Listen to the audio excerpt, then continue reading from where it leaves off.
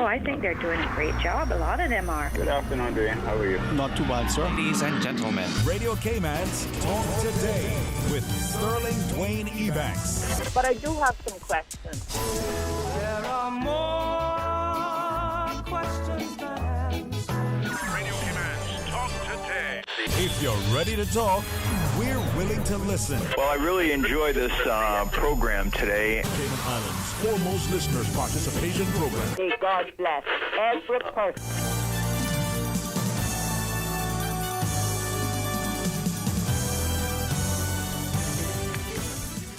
Hey, good afternoon and welcome. Thank you for joining us here. Another wonderful Wednesday's edition of Talk Today as we invite you to be a part of the discussion. We get to start things off focusing on education and scholarships, and what better way than to improve who you are by improving what you know and what you're able to contribute. Dr. Shari Smith joins us. So as we invite you to be a part of our discussion, any questions, comments, queries that you have, you need clarification, or you just want to be informed, well, stay tuned for Talk Today. Radio Cayman's Talk Today, the Cayman Islands' foremost listeners participation program.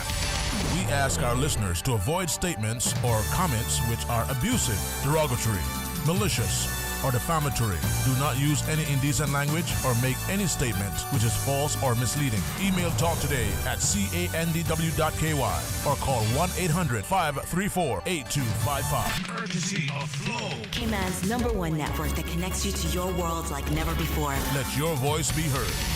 Once again, here's your host, Sterling Dwayne Ebanks.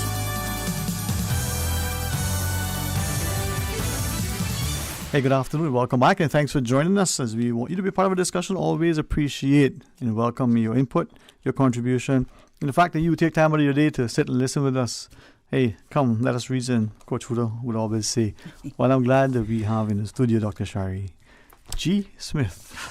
Hello, Mr. Dwayne. Happy New Year. I think this is the first time I've spoken to you for the New Year. At least in person and in public, that That's true. That's you true. sort of can't avoid acknowledging, right? Feliz año nuevo. Cumpleaños, feliz cumpleaños años, feliz something. Something, yeah. No, but a blessed and prosperous, productive, safe, healthy, and wonderful New Year to you and all yours. And same to you. I can't believe that we're actually almost at the end of January. Well, I'm still trying to think, are we still in 2020? I think we are. You ever want to rewind that time? I'll tell you what I told someone the other day. I said, I am on flight 2021, and we are in a holding pattern. Okay, so you know that camera is because if it was, it would be a good flight. You must be on Laxa. We just waiting. Waiting. Worse. Oh, goodness. Oh, man. Yes. No, but seriously speaking, man, it is one of those things that make you, even the most positive and optimistic of people sometimes can be a bit taxed in times like these, right? Yeah, but obviously we're talking about scholarships today, right? I was reflecting back with conversations and actually speaking with a parent, and we were talking about the challenges that our students and our parents and our families, and the entire even world. Our pets. Yes, they're like, "Why are you still home?" You put food out, don't go. Exactly. What a year 2020 was, and what 2021 continues to be, right? And in our conversation, we started to talk about, it's been challenging, but looking at it from a different perspective, right? I firmly believe, and you know me, I believe in that the scholarship is the beginning process of the individual's life and how they're going to navigate the world, right? Which is why I'm constantly preaching to parents to let them do the process, provide support, but let go. And I know you and I have had that conversation, Dwayne. And I'm glad that my daughter was able to do it because if I wanted to help, I couldn't do it. Right? So, but I think the students who have had to navigate the world, especially those who have had to go back leave their Cayman or bubble and go back into the world, that the problem solving skills that they have gained over the last year plus they will be prepared for anything the world throws at them. Yeah. Right. And so it hasn't been easy. We've seen our students, we've seen them struggling, based on the performance they've told us themselves. It's been taxing mentally, physically, obviously on their academics and emotional well-being as well. But they have learned to make choices and to navigate chaos over the past year. And that is something that will help them in any situation that they go into, right? So, honestly, if I could have kept my child from going back, I probably would have. I think most parents would have. Right?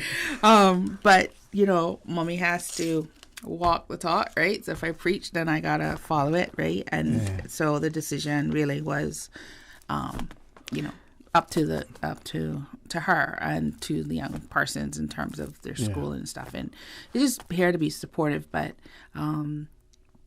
there's been some positive. 2020 was right. It just was. It was a hindsight. Yeah, but I think that if we step away from all the craziness, there were some really good lessons, and I hope that people are getting the lessons that we should have learned. I never kiss and tell. No matter, people. I say that deliberately to catch people's attention. I try not to talk out of school, but there are times when you get an opportunity to have a conversation. Dialogue is so fundamental to any, right? And good communication. And just earlier, I had, thankfully, the opportunity to engage in, one such dialogue. This presents an opportunity for us to be able to do this that others can't. And we shouldn't take it for granted, and we shouldn't feel privileged. This should not be the exception. Right. This was the norm. This should be the norm. And we should now champion to ensure that anything that transpires that makes this impossible, that becomes, wait a minute, let's see if we can justify it. We're not talking about people's safety, security, or sanity at all, right? Those things are important. As you speak to us as parents, assisting our children in every which way, allowing them to recognize that, if we now knew what we knew, know at the age that they are, how much better we would be. So let's use our counsel, our wisdom, our experience, our expertise, but give them the scope, the level of confidence and independence. And this isn't just a brave new world. This is a lot of things that... This is really a whole new world. What's that song, Casey? That's a whole... Yes. Yeah. And I think that's why I don't say this with apology. I don't say it to offend anyone. This is why I always believe that a nation has to invest in its people, in their ability, in their experience, in their acquisition of knowledge, but in their opportunities to apply it to others, right? And the challenge that we have is that sometimes we never plan, we never prepare, we're not prepared to make the sacrifice. So our scholarship investment, public or private sector, personal or otherwise, this is where it's going to pay dividends now and down the road. Right. Yeah, and it's the opportunity to have those conversations, what if this happens? What if that happens? Reality, yes, there are requirements for the scholarship. It's an academic, scholarship. So there are going to be grade requirements. What happens if I don't make them? What's the plan? What if mommy and daddy have to pay, that tuition for that semester? Or what if something happens and I can't get home? What's going to be the backup plan? So I think we're always saying, this is a decision and an opportunity for our families to have those dialogues and to continue to have them because it is a family unit that's involved. Everything impacts everything else, right? And so encouraging people to do that, to have those conversations is really key. So when we come back from our break, as you tell us about the scholarship process, you're probably, as you said, an application process. Their deadline. Even that word alone is dreadful. And it isn't a daunting process. It isn't impossible. what you shared relative to the parents allowing their children to do it is important in many respects. But I would ask parents not to step so far away from the table that the child becomes overwhelmed, Right. and then all of a sudden nothing transpires, because even your most favorite Still gotta recipe, you're still there to support to and nurture. guide and Yeah. push a little bit. Yeah. But I think too, looking at the process, I see where maybe some schools, maybe some teachers, maybe some homes provide a better environment to assist the child in looking at further studies, deciding Right. where to go, what to do, when to go, and so on, and how to go about it than others. And I think that's almost an indictment on us that it isn't part and parcel of what transpires as part of the child's overall development. Again, not a political statement, but a realization that we are failing in so many ways. New, beautiful paved, roads are wonderful. Developed buildings are great, even if they're educational institutions. But if there's no substance, if there's no substantive, impact for the people, I can, we'll leave it at that. Close don't make the man. Let's pause and take a quick break. Dr. Shari G. Smith will, return with us. We'll tell you more about, the scholarship secretariat, the application process, and if you want to go to culinary school and become, a chocolatier, hey, we can do that for you too. So please stay tuned for Talk Today. Are you interested in a career in IT? The Spring UCCI Cisco NetAcad is offering more than 15 scholarships to new IT Academy students. The scholarship covers half of the tuition of the cost of the course. UCCI's IT Academy courses include CompTIA A+ certification, cybersecurity, CCNA Cyber Ops, programming essentials in Python, and Internet of Things. To apply for a scholarship, visit www.ucci.edu.ky/Cisco-NetAcad-scholarship. The deadline is February 10th, and classes start on February 15th. System 1 loaded. For the record, every Monday, Wednesday, and Friday mornings from 7:30 to 9:30, we interview the various government ministers, opposition, and Cayman Island legislators. For the Record is brought to you by West Bay Pharmacy at Centennial Towers. Visit us today for fast, efficient, and professional service. Everything you need and the hours you need it at West Bay Pharmacy. Attention, displaced Caymanian tourism workers. The Ministry of District Administration, Tourism and Transport is reopening registration for the tourism stipend to assist Caymanians who work in the tourism sector and have lost their employment due to the COVID-19 pandemic. Registration will take place until Friday, 29 January. To apply, visit stipend.ourcayman.ky. Talk today. But I do have some questions. Talk today. Cayman Islands' foremost listeners participation program. Talk today. Because there are more questions than answers. What the public is saying. Waiting to take your calls right now. Sterling Dwayne Ebanks.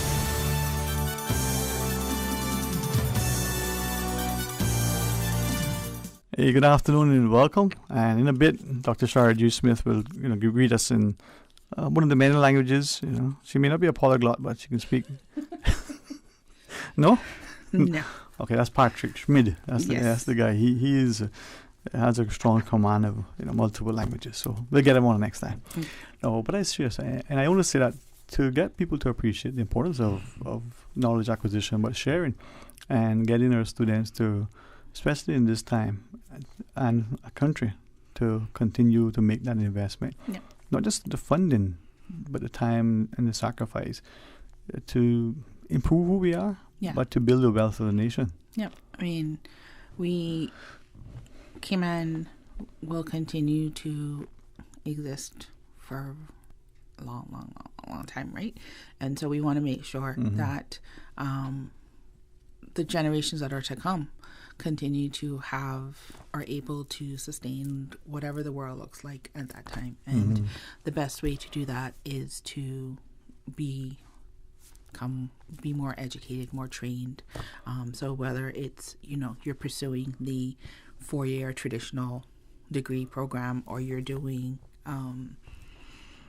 a short course of practical course, whether it's in electrical or computer tech or something, upskilling our citizens is the only way for us to ensure that we will continue to navigate this world that continually changes, right? And by investing in our own, it also gives empowerment and sense of pride and that right to, okay, this is my culture, this is who I am, and I want to give back and continue to carry this on. So, the more that we can educate our people across the board, and then the more positions that they can and opportunities they can take hold of. Right? So it's, there's nothing wrong with, you're not getting in trouble now. This is why you get in trouble when you're on the show. No, hey. Roasting, Listen, okay. But there's nothing wrong with us investing in ourselves. We're one of I should say that. I think every country to some component invests in their people, and so that it can continue to prosper, right? And that's what we have opportunity to do here with the scholarship program.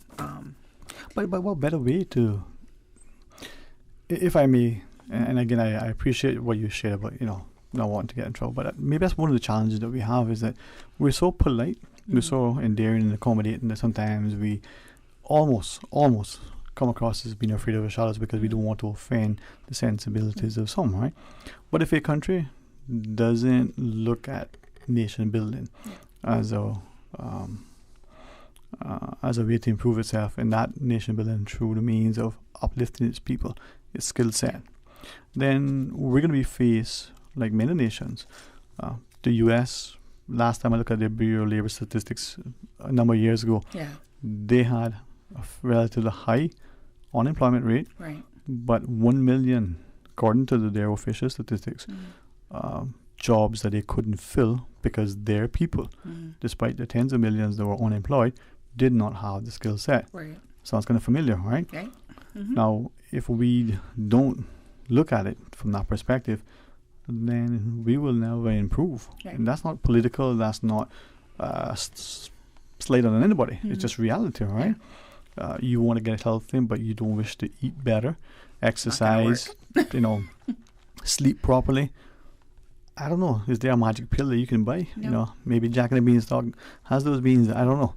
So it has to come with that commitment, that sacrifice. It does. I would not be where I am today if it was not for the scholarship program in the Cayman Islands government. I have been blessed to be able to study and continue to develop my professional career through the support of the scholarship program, right? So I think it's a great opportunity for individuals, for Caymanians. It's not a loan so that, at the end of the 3 or the 4 years that you do, then you got to come back and pay that, get a job to make sure you pay off that monthly payment. Your payment is giving back to your community. So returning home, but also then, how do you give back, So we do have the application period open now, but it's closing this weekend. And so we just want to really remind people. I want you to tell us more about it. We do, as I'm told, have a caller join us. Okay. We have Dr. Shari Smith as we talk about scholarships. Let's go to our phones. Hey, good afternoon and welcome. Thanks for calling. Yes, sir. Good afternoon to you and good afternoon to the good doctor. Good start this. And just to say, doctor, please don't be shy. Don't be shy. Mrs. Sterling. Yes, ma'am. I was calling earlier to try to drag you back from the precipice, but I shortened the rope a little bit for you. Thank you. Okay, bye-bye. But the one thing I have a strong love and commitment to this country, and sometimes it may be misconstrued by some, and sadly, as the caller tried to warn me, the precipice approaches. But you get to the waterfall. The joy sometimes is to jump over safely, wisely, not just because of the thrill of the jump, but when you fall in that water, you're not landing on rocks. Your friends are down there. that special component that you have. You can embrace it, right? Yeah, it's about preparing, and that's what the scholarship does. And I mean, I know that we have, I think the last time that I was on the show, and you were on vacation. Well, I wasn't here at least. Can't tell you much of a vacation.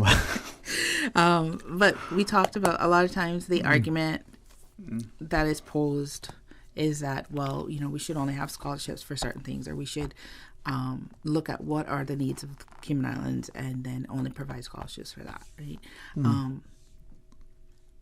I feel that, this is probably my personal opinion, but that is important. We do need to train persons in the areas that we do need to upskill, and we need more Cayman Island professionals, right? Because we talk about looking at decreasing the work permits and so forth, right?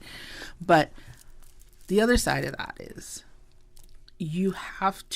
we as a nation then need to start to promote and share those areas with our young people and our children from when they're small, not wait till the last year of they're in high school and say, oh, well, this is what an electrician does, right? We need to start that from early. Because at the end of the day, a person is going to give their all to something that they feel passionate about. You have, this media that you are passionate about, and so you do well in it, right? If we took you now and I stuck you probably in my position, I'll excel. You might be a little more frustrating, right? Well, sure. But, like I said to someone the other day, I said, if you had to go in for heart surgery, you would want to think that your heart surgeon is somebody who really liked to do what they were doing, because that means then they're putting their best in it, and that they studied and they paid attention when it was time to break the rib cage and open to get to the heart, right? You don't necessarily want to think it was somebody who was like, I really want to be a talk show host. Huh? Be a talk show host, right? I'm sorry, nothing against talk show hosts, but I want my heart surgeon to know how to do surgery, right? So again, exposing our young people to all the various areas, and to the various areas that are locally as well, because sometimes we get a perception that broadcasting, for example, right, is just doing a talk show, right? They don't get to see all of the other stuff that it involves, and that's what we need to start really sharing with our young people. If he doesn't mind, and I'd say this sometimes to him, and I don't know that I say it enough or properly, or we have great talent here, without question, right? And there's a fellow, Joel Wilson. I have known him, almost all of my life. Right. I mean, 4/10 of my life, if not more. And I look at our education system, and I wonder sometimes how much better, as great as he is, how the education system understood some of the things that we're now understanding. Okay, 5 decades have passed and things are different, right? But here's a fellow with amazing on-air talent. He's behind the scenes doing the production. Incredible gifting. Are we looking at our country and realizing that almost every job that we know, probably we don't have, not only do we not have enough people, but we probably don't even have people to do those jobs. So someone comes in the Cayman, I don't know, who's a automatic pen repair person, can probably find employment and do well, because there isn't one of those people here. Right. Just simply because, there isn't. Right. Back wherever that person was last or from, there may be, one pen repair person, and, for every, however many, right? And be mindful of not hitting that too much of the missings that we've seen in the years by. This investment in who we are is commendable, but also, like you shared, okay, the scholarship was available to you, but it's been available to all of us, right? You were disciplined, you were willing to make the commitment, and you applied yourself. So we need to now be aware of it, take it up, and put it to good use. Exactly. So we have tell us about the process now, because I know it's not far. No. Like I mentioned, it actually closes off, and it will closing on this coming Sunday, the 31st of January. Midnight. Yep, midnight. So it's for if you are interested in going to school overseas, or if you're doing postgrad, and it happens to be online. Once the institution is established outside the Cayman Islands, is considered overseas. So this is your opportunity for if you're planning on going in September this year or January 2022. Right? We pull the stats on our system. We have a system where we can actually go in and see how people are progressing and wherever they are, right? Okay. Now, I just said that the deadline is Sunday, right? Currently, there are 5 stages to our application period or process.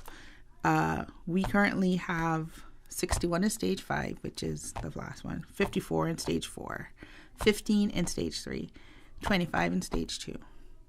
And 131 persons still sitting in stage 1. That's 287 people who have put in an application, right? And I have 131 person still in stage 1. So they've gotten emails all today reminding them where they are and when it closes off. But it is a bit concerning. We've been open since November the 15th.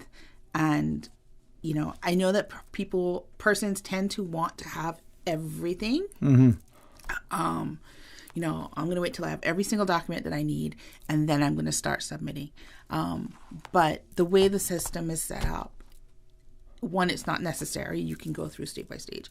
2, because we're getting closer and closer to the deadline, more and more persons are going onto the system. And the last thing you want to happen is the system to crash when you're in the process of trying to upload your stuff. So I really encourage people to start to put in their stuff if they're, don't wait till the last minute, because, you never know what can happen. Technology can fail, unfortunately. Yeah. Can we ask a question? With the 5 stages, is it, as we go to the break, is it that a person could potentially still have some things missing from one stage as they proceed to the next stage?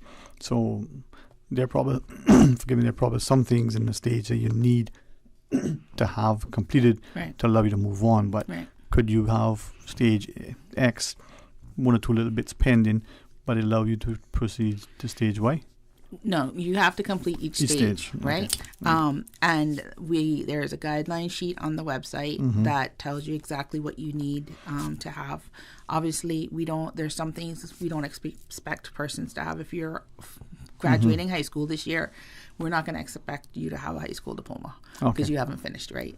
And those things like that won't stop you from progressing. Yeah. And if you're not sure, first thing you do is click the button to go to the next stage. See if it lets you. And see if it lets you. If it lets you, then it means then whatever you're missing then was not something that's going to prevent you from moving on, right? If it does stop you, then, there is something that you need to make sure. And it'll flag it. And it will flag it. I think I understood that, and I'm glad that you clarified that, because some people might think, well, let's say, as you said, the high school transcript. Well, you know what? You don't have that. That's not expected to have. Maybe after the break you can tell us maybe there are something else, maybe 1 or 2 other things, but there are certain things that are probably crucial. Acceptance letter, your photo ID. There are certain things that you should have.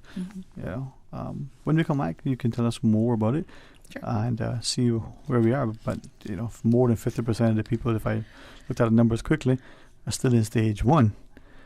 Maybe it's scary. Yeah. All right. When we come back, we're gonna continue our discussion up until the headline news at 1. And then after that, wow, you want to hear something transpiring, but you better join us. Stay tuned for Talk Today. Does 2020 have you thinking about making some changes in your life? Maybe you're considering a new job or career, or going back to school, taking a short course, perhaps starting your own business. Skills for Life can help. Skills for Life is a government initiative that highlights various training and learning opportunities available for Caymanians to retool, upskill, advance, and access what you need to succeed in the workplace. Want more information? Visit our website, gov.ky/Skills for Life today. The Tuesday and Thursday edition of The Business Buzz is brought to you by Cayman Medical Supplies, providing quality pharmaceuticals, medical supplies, and consumer products to healthcare providers, retailers, and ultimately the patients at a reasonable rate in a friendly, caring, and timely manner. Cayman Medical Supplies is located at number 93 Smith Road, Windward Center. Telephone 949-6211.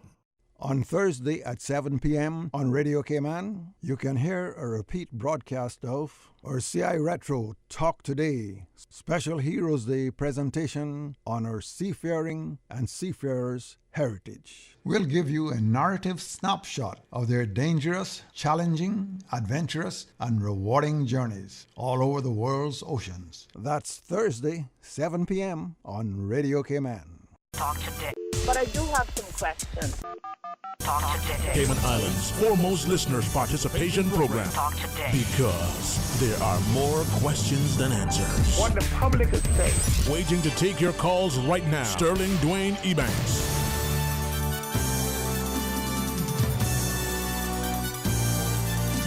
Hey, good afternoon and welcome back, and thanks for joining us as we invite you to be a part of the discussion. A few more minutes with the excellent company of Dr. Shari Smith as we talk about what's transpiring. The deadline is this Sunday for submission for scholarships. Now, just for clarity, if you're going to be studying online but the institution is not based in Cayman, that's considered an overseas scholarship. Yes. If you going to be off or otherwise, still overseas scholarship. Yes. All right. Well, for just a few days left. Just a few. Sunday is it? Okay. So you'd asked about, what did you want me to?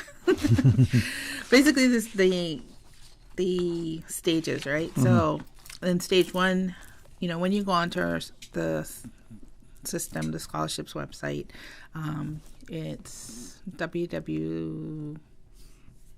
go to the Ministry of Education, click on scholarships, and then it takes you to our page, and you're going to look at the overseas scholarship application, which takes you to a site called Fluid Review, right? So the first thing you do is you're going to set up your account and, do a quick questionnaire to determine if you're eligible for a scholarship. So, for example, if I was still in year 10, I'm very ambitious, and I decided I want to put an application that's going to ask me what year of school I'm in, and I'm going to say year 10. The system's going to come back and say, no, you're not eligible because you need to be graduating to be able to get the scholarship, right? Okay. So, because you would technically have 2 to 3 years left of school. Scott, you have to be 18 years old. So if you put in, I'm 15, no.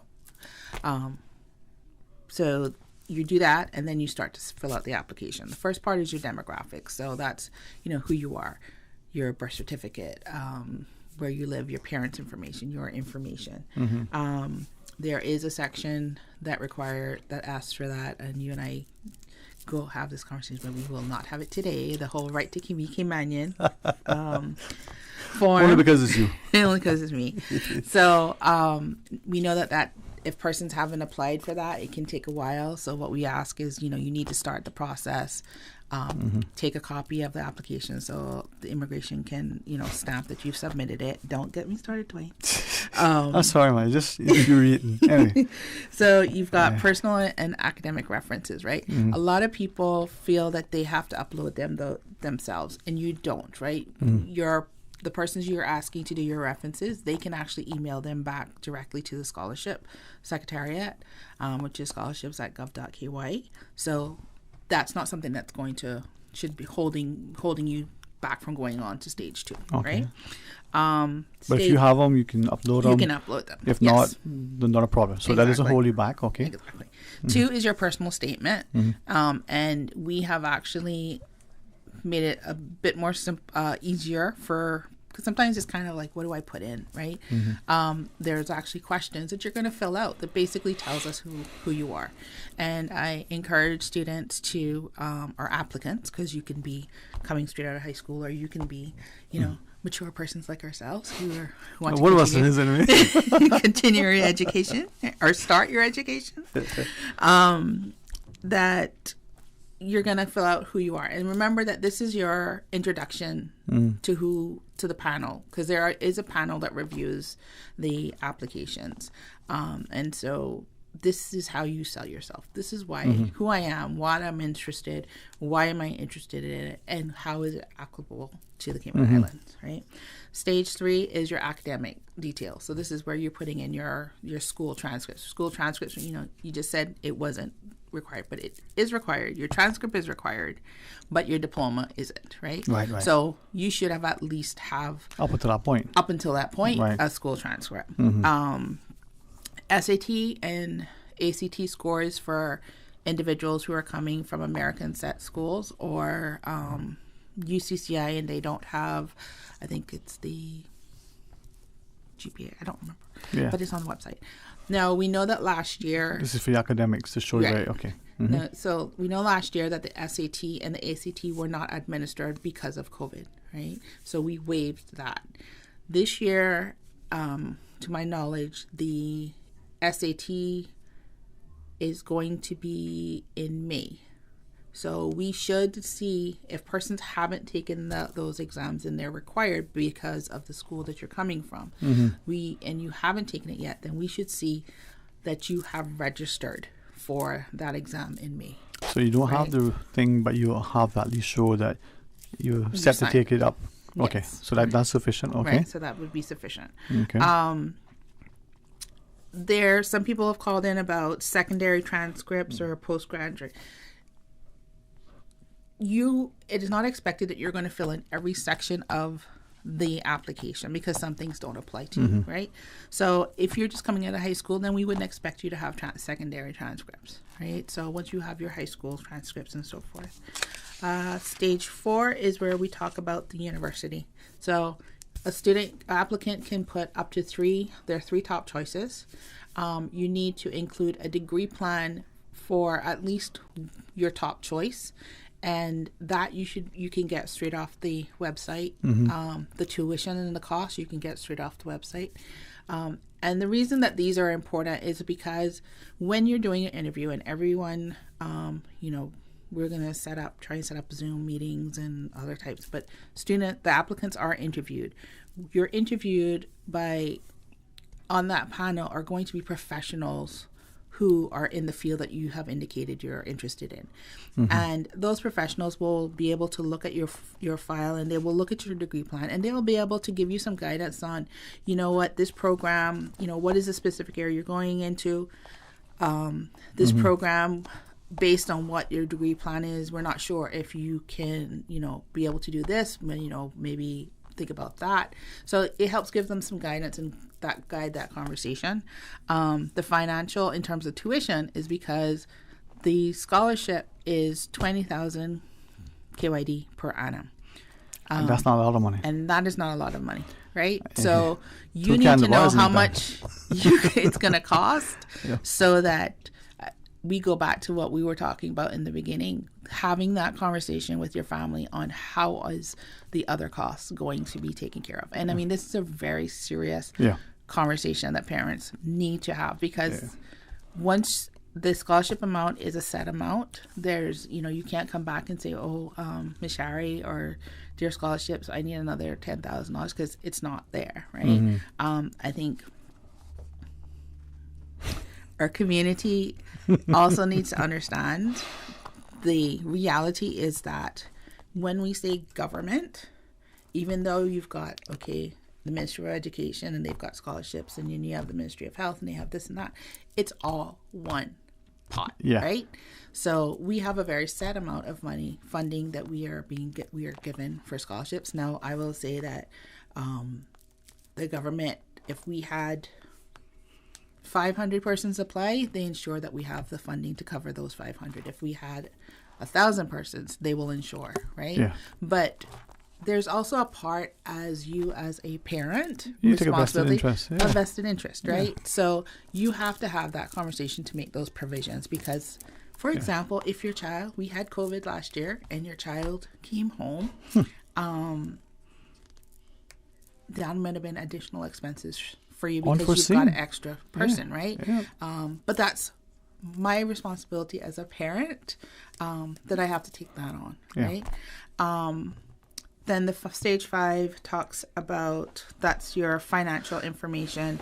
So this is where you are going to express, your parents are going to have to get a copy of their job letter and if you have, and then basically the means, which is about income, right? So demonstrating what your income is and stuff. And that's basically it. Now the medical, there is a medical, but the medical is not required at this point. When you receive a conditional or final approval, then you would initiate getting the medical. If you've done the medical already, don't worry, you're ahead of the game, it's fine. But we know that the medicals do have a cost, and so we didn't want persons to, incur possibly a cost that they can wait for later.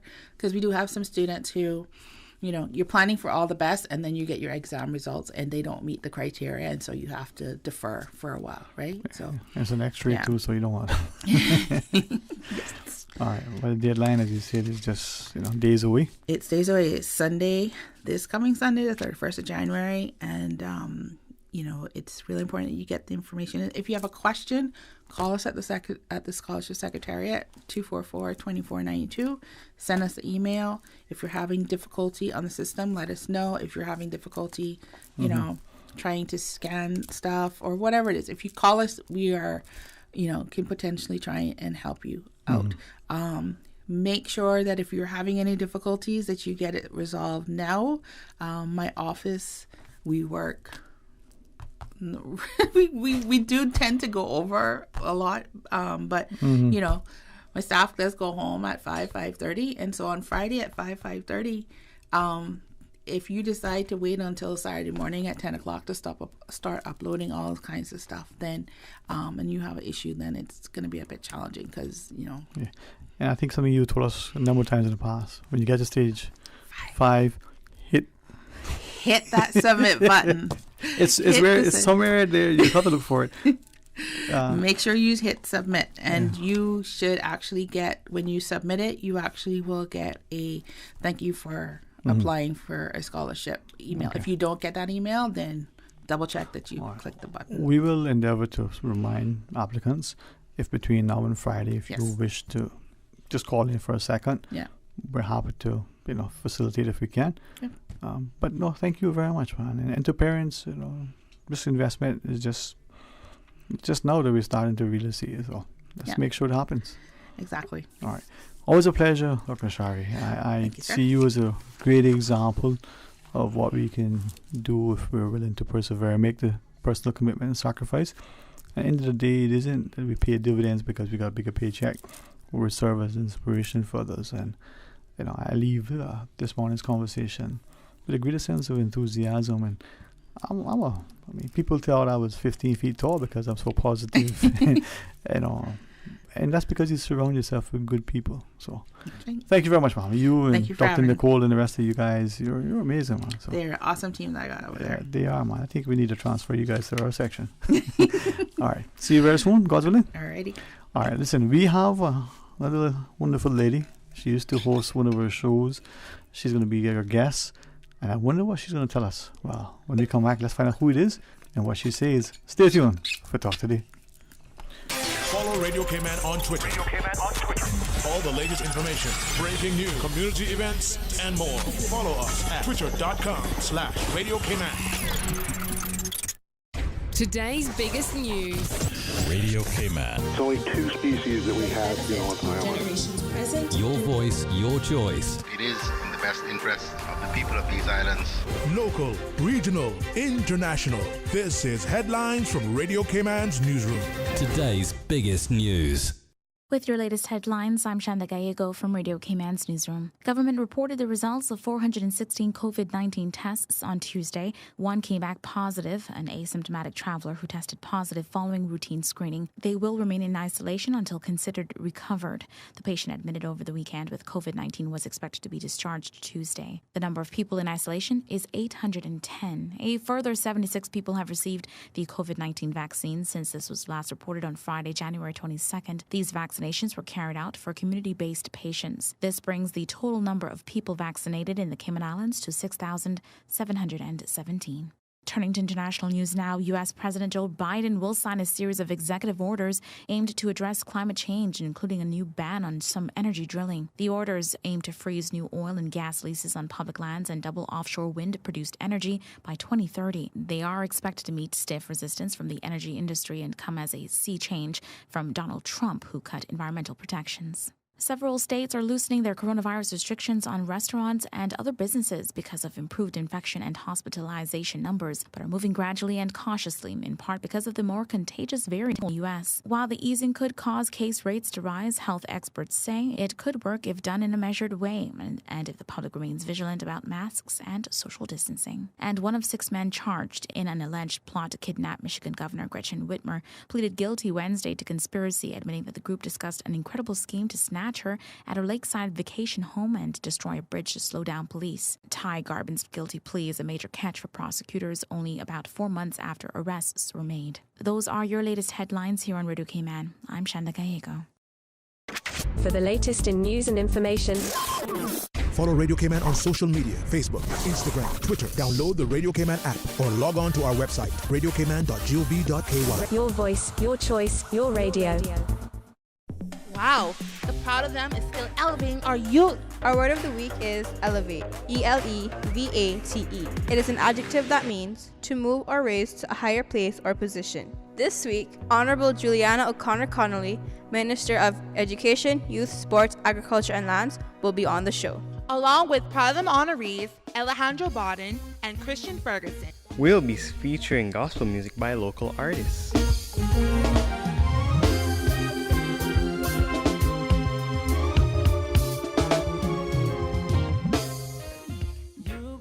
You can join us this Wednesday from 4 to 5 p.m. right here on Radio Cayman 89.9 FM. Plus, you can also check us out on YouTube Live. And for Youth Flex, a program for all people by young people. Youth Flex, more than talk. Jesus gave me a new song. Now I am free. Jesus, thank you for saving me. Your thoughts are just a telephone call away. 1-800-534-8255. Let your voice be heard. And now, Sterling Dwayne Ebanks. Hey, good afternoon and welcome. I tell you, man, if you ever accuse me of loving this country, then that's one that I actually accept. This is a beautiful place as I draw alongside each and every one of us and ask us to work together hand in hand to make it that much better. Well, glad to welcome to the studio a lady whose voice and face you've seen often as the host of our Business Buzz program. You've seen her in her office with her incredible intellect and gifting when it comes to immigration consultancy. Well, she's offering up another opportunity for you to see the greatness that she has to offer. Miss Sabrina Turner, good afternoon, my friend. How are you today? Good afternoon. I am fine, thank you, and it's a pleasure to be here. Well, thank you. Radio Cayman is a warm, welcoming, inviting place. Increasingly, more and more, I think we start to realize that we're not just the voice of the community, but we are that space and place where people appreciate a sense of timeless, credibility, competence, but compassion. And that's just a talk show host today. You have to be towing the lines, definitely. But no, Radio Cayman is a place that is open, and I want to thank you and your show for allowing me and to have a space, to have an outlet in order to get the message out. And from the bottom of my heart, thank you. You're welcome, man. And I think that this is where sometimes I may, on a personal level, find it difficult to reconcile what I see as a public service in a healthy democracy, irrespective of who you are. If you're raised in a household where your parents say, as long as you're respectful, you can have a dissenting opinion. But you got to be mindful that your siblings, your parents, your cousins, the neighbor, exactly, their perspective. Healthy discussion, debate, dialogue is paramount to democracy. And respect. And everyone's entitled to their opinion, And you and I can agree to disagree, but it's how we engage in it and choice of words. And there should not be any animosity after that conversation is had that would let me pass you in a public setting or at an event and not want to say hi to you. Right. Tone, temperament. Exactly. So crucial, right? Exactly. All right. Well, I would never ever say that I don't enjoy politics, because I just wouldn't, Well, my friend, he says over some, they are, not that he would call them liars, to just make statements inconsistent with the truth. So, but politics isn't about just the elected part of it. It's about participation as a voter, from an informed, engaged, involved aspect. But it's also about your civic duty, right? To have to facilitate people's ability to get involved with the process. And sometimes it means that you, what do we say, throw your hat in the ring. That's right. Throwing my hat in the ring, and I've declared my intentions of running in the electoral district of Prospect. And today's is to really promote my first public meeting that is scheduled for tomorrow, Thursday, January 28th, and it'll be held at the Spots Dock from 7 to 9, where persons can come out and meet me. I will be doing my address. I will be addressing people. And it is also an opportunity for me to be able to hear in that forum, some more needs and concerns and issues. Now, there's one thing about what I champion, what I stand for. And this is very early into the campaign stage. However, some people say it's actually a little late if you're just, especially if you're a newcomer. And civic duty, as you alluded to earlier and you mentioned earlier, I am no stranger when it comes to the community. But now that I have decided to throw myself into the political arena, how I may have been perceived previously in all of my doings in the community as a whole, and to be that person vying for one's vote to represent the greater good of the people. But that is only possible if the people who are registered to vote in the electoral district of Prospect feels I am worthy of that title. So in approaching and canvassing and going door to door, understanding we're dealing with COVID, we're dealing with the pandemic, we're seeing this this virus pretty much mutate into, it is unfathomable what we could be facing or what we could be dealing with. What we're accustomed to where campaigning is concerned is done with even more cautiously. And I have seen that in the last coming days. So even though we're grateful that the gatherings are now allowed from 500 to 1,000, I felt that it was important for me to embark on this journey, come out now with the first public meeting, and have it in a setting where people can have access to me from all over the island. And I'm not at all only inviting the people of Prospect, but I'm inviting everyone who has an interest in knowing more of me to this meeting tomorrow evening. And I want to maybe chat with you more about that over the next hour or so. But I'm glad you referenced the notion that possibly, things could unfold that certainly will make it a little bit different. Challenging. I like the word you use. And certainly different from how we normally would expect the campaign process. Exactly. Right? I said that openly a good while back, and some people didn't like it. But it wasn't that I see myself as being visionary or got some sort of particular insight. It just be aware of what's happening. And it could be that things transpire, not just here, but here too, but elsewhere, that are sinister to preclude that. And it could hinder democracy. But it could also be something that we weren't conscious of, and all of a sudden this is the consequence. So now, as you shared, if we're in that fray, if we're recognizing that things are different, let's make it our opportune time to do it. In asking you, though, because you're at the Spots Dock, and maybe as we get used to these little cut-up districts that we've now gone, West Bay is one big four, and now it's all bits and pieces. Georgetown is the same thing. What is Prospect? Where is Prospect? What sort of encompasses that? I mean, Spots Dock, and I'm thinking, Wait a minute, what? Yeah. Do you know? Let me know. Exactly. I'm running for the electoral district of Prospect, and Spotsdock, as we know it, Spots Jetty, actually falls within the catchment area of the area in which I am vying to represent. Now that begins, if you know the lay of the land, going east behind Macross, where you have mangrove, birch, grape avenue, heading east to the Spots Newlands Road. Now, let's start east and work our way back west to town.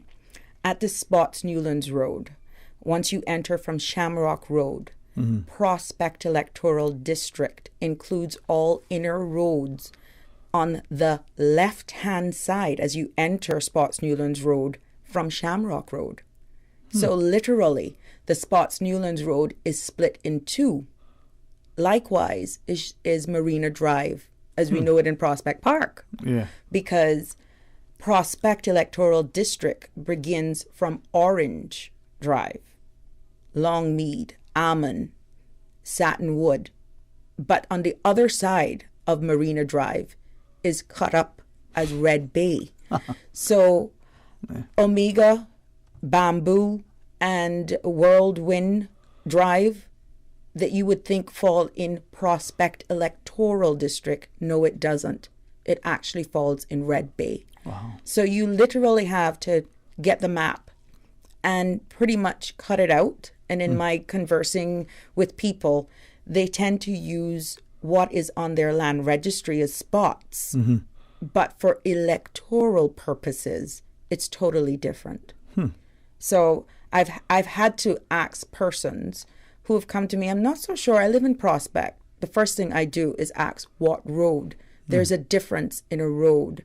It doesn't mean that I wouldn't engage with you because you're not living necessarily in the electoral district that I am running in. But you still have to be open, but this is still a learning process, and I intend to educate as much as I can about where you fall within the area, which was very interesting as well.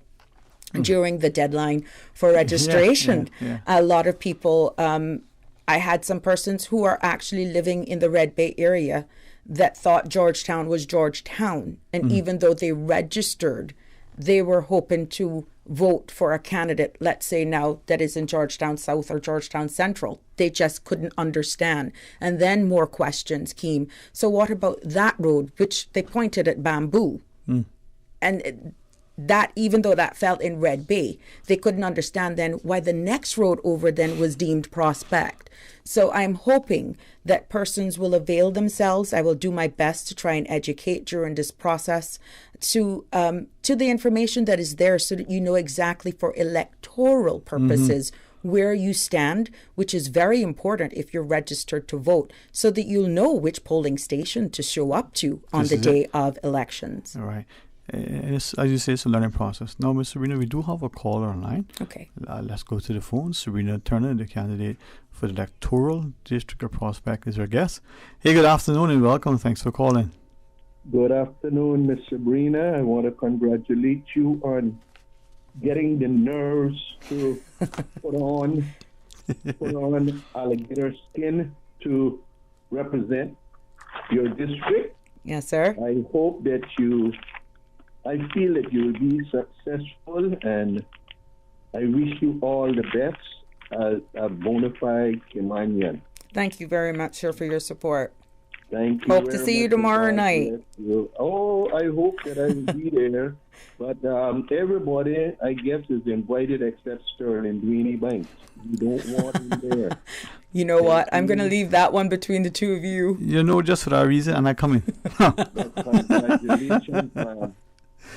Oh, man, no. Thank you, sir. And have a good afternoon. Thank you, sir. Caller's point, though, and you said it earlier. Yes, you know, our electoral process is a little bit different. The last election was the first time we'll be doing it this way. But all of, forgive me, I'm going to say MLAs, but I get used to it. All of our members of parliament. Yeah, MPs now, yes, they may be for a particular area, but at the end of the day, it's decisions of, you know, them that affect the country. So tomorrow people can come out. Of we course. have family and friends who live, as you were going through the roads, and I'm thinking to not long ago where I'm dropping children home. This is the road. On one side of the street, you may have constituency A, on the other side, constituency B, When it comes to national issues and especially the uniqueness of what we know electoral purposes, Red Bay and Prospect, after the campaigning is over, electoral boundaries somewhat go away. It is still one community that we know as being Prospect. Once one is elected to represent the people and their national issues, it doesn't matter what electoral district you were elected to run. That becomes the issue of everyone. Okay. Now, there are localized issues that may only impact and affect your area that you will have to deal, and hopefully that you will be able to address and get the blessings of the other elected members. But at the end of the day, this meeting is not prejudicial to just Prospect residents alone. However, it is important for them to come out and meet me in this forum, and all meetings will be had in the Prospect electoral district in the coming months, because as you rightly stated, you can look at the calendar and it's just a matter of days before election day is upon us, unless, God forbid, there's something that changes that. But right now we will go with what we know that has been publicly declared and announced, May 26th. But anything can change. Thank you for saying it again. I shared that one day and someone said, who sitting here now would have known a year ago, 18 months ago, 2 years ago, this is where we'll be sitting, right? We're living one day at a time, literally 1 hour at a time. It's changing. Could we then ask maybe two other things as we continue speaking to Ms. Sabrina Turner, the candidate for the electoral district or Prospect for, as is still on this calendar, the May 26th general elections.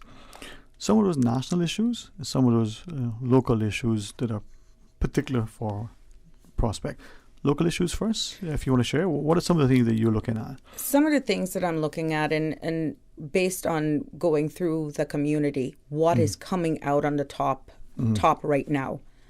How can I get back on my own 2 feet? Yes. What jobs are available? What are the future prospects for my children, for my son, for myself?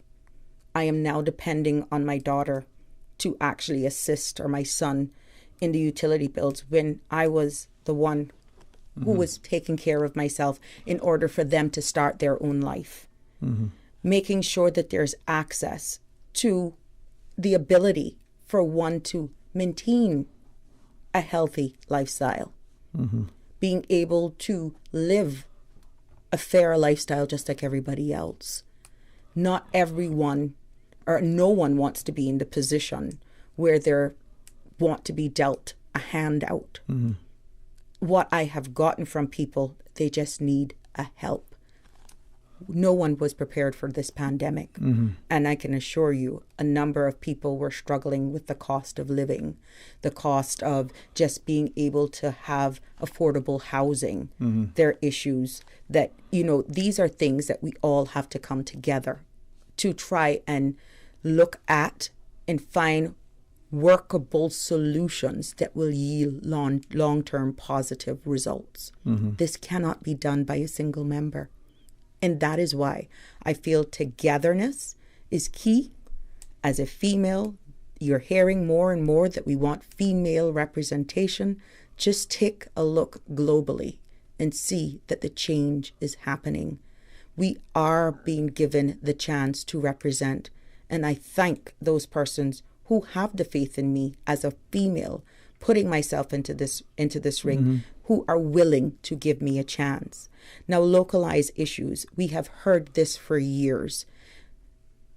Prospect is known as a flood-prone area.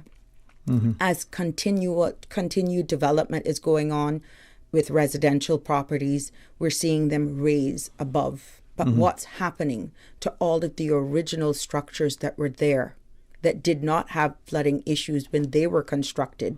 Because there were lots, soak-away lots, where wastewater drainage would run off. All of those now are being either backed up, filled in for development.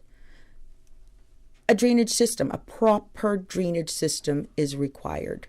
We have issues with traffic. When you look at all the development that's pretty much at the entrance and exit of our community, Prospect as it is, the Hurley's intersection has to be addressed. That is affecting every representative and every person in the further eastern districts. But again, these are all issues that affects locally, but are national issues.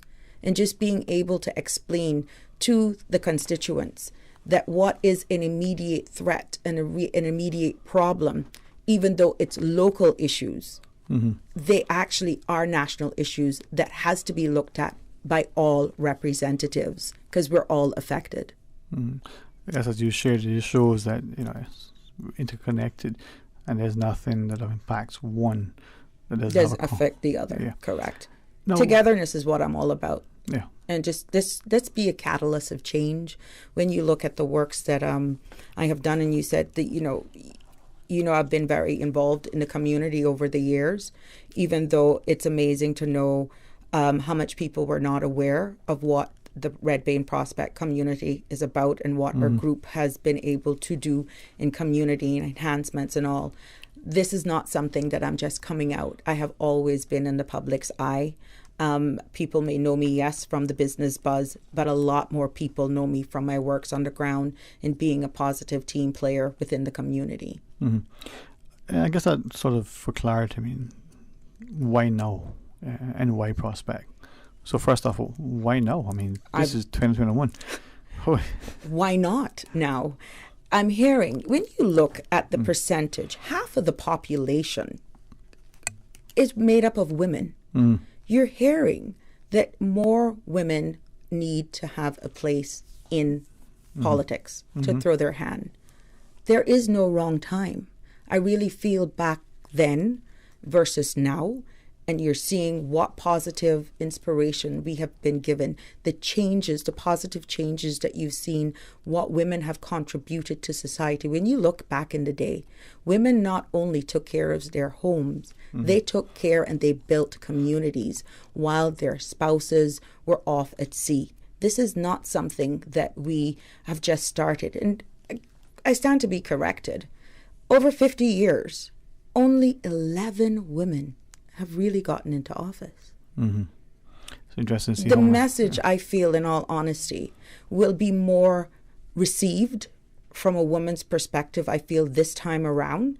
But I know it is just the nature of the game that we will have to work to prove that we are able to be in this arena to create a level playing field just like the other gender. Okay. So as we've cut the country up into 19 little bits and pieces, that's how I put it, right? So they can take it how they want. Why Prospect? Why not one of the other? Prospect is where I live. That's over 16 years. And I have serviced those peoples for a number of years. Okay. And I feel that for all the works that I have done, that the greater reach in who I am, what I can bring to the table, is appealing to the people of that demographic. So seed where you planted, huh? Exactly. All right. And then, certainly want to continue the discussion, but as we go to the break, your meeting is tomorrow evening, as you referenced. It's at the Sports Dock, 7 p.m. What's the format of your meeting? I don't want to give away too much, in all honesty. I like to ask, No, like every public meeting, there is there is going to be a little surprise or two. And I really want persons to come out, but the whole takeaway is for persons to understand and to get my message. This will be built on as the campaign seasons progress. But the key takeaway is to meet and greet me and for me to get to know you as well and to create that dialogue, to start that official introduction. There's a lot of talk that I was running from 2013. This is the first time, even though it's not nomination day yet, that I have actually been this vocal. Yeah. And I'm not going to have this amount of investment if I'm not going to follow through. So this is an opportunity for persons all over the island, not because it is in Prospect that I'm running. That is a given. That's a guarantee. I ain't going nowhere. I am going to throw my hand in the ring for Prospect. Said and done. The people of Prospect will have a choice. I will be one of those persons on that ballot paper. And I am hoping that the message that I will relay throughout the campaign season, what I intend to champion, who I am as an individual, who people have proven that I am, that will allow me the honor to be the 12th and the first female elected representative for the electoral district come May 26th. And this is an opportunity for you to come out and to meet me so we can do this together. So after the break now, would you want to share more with us about you? I'll ask questions and you decide whether or not. I was asking about the format, so we'll have to come tomorrow night to see what that's like. And a caller certainly will be there, but we'll talk more about it. Of course, I have no problem, Sterling. I am putting myself into the political ring. There's no way of getting away, and I don't think it is right for me to shy away from the public. That's not you anyway. So. And you know what? I'm not going in here to say I'm the aha moment to solve every problem. I don't feel, and I know for a fact nobody has ever done that. But I am more than willing, if you allow me, and especially your audience, to be here. I have no problem. Perfect. Well, I've been accused of being a good listener, so I certainly will listen intently. But you're posing the questions. I'm the guest. All right. Well, let's hear what Miss Sabrina Turner has to share when we come back from the break. The phone lines are open, and of course, you want to call and ask a question. Sometimes just listen to be informed. An active, engaged listener can learn much. Stay tuned for Talk Today. Happy New Year and happy new SUV to you from Vant Motors during our January SUV sale, where you can save thousands of dollars and get an excellent deal on the perfect SUV to suit your needs. Save $2,000 off the new Ford Escape and enjoy its power, looks, and spacious comfort. The Escape has it all, and it's on sale this month for only $30,900. For a roomy interior, performance, and smart technology, you'll love the high-spec 7-seater Toyota Rush for only $24,900. With so many SUVs to choose from and savings up to $8,900, drive home your new SUV from Vant Motors on Walkers Road while supplies last. King Sports Center takes pride in being more than just an ordinary gymnasium. For 14 years, their multi-purpose facility has been providing the community with a variety of sporting, recreational, and relaxation activities. King Sports Center has a bowling alley, lounge bar, multi-purpose rooms, powerhouse gym, rock climbing wall, bungee jumping, a 10,000 square foot rink, and so much more. For more information on the variety of services, call their friendly staff today at 946-5464 or email kings@candw.ky or visit www.kingsportscenter.com. King Sports Center, your one-stop shop for fitness, recreation, and relaxation. Refilling and transferring your prescriptions have never been this easy. Simply go to healthcarepharmacy.ky and follow the easy directions from your desktop, mobile device, or tablet. All you need to do is pop into Healthcare Pharmacy in Grand Harbor to collect your prescription. They're open 8 a.m. to 10 p.m. Monday through Saturday and 10 till 6 on Sundays and public holidays. No waiting in line, no wasting your lunch hour, no stress. Just easy online prescription refills and transfers from the pharmacy that has been caring about your health for 25 years. Call 947-8900 to speak to a pharmacist or go to healthcarepharmacy.ky and make life easy. Hi, I'm remodeling our bathroom. I have a few questions. Sure.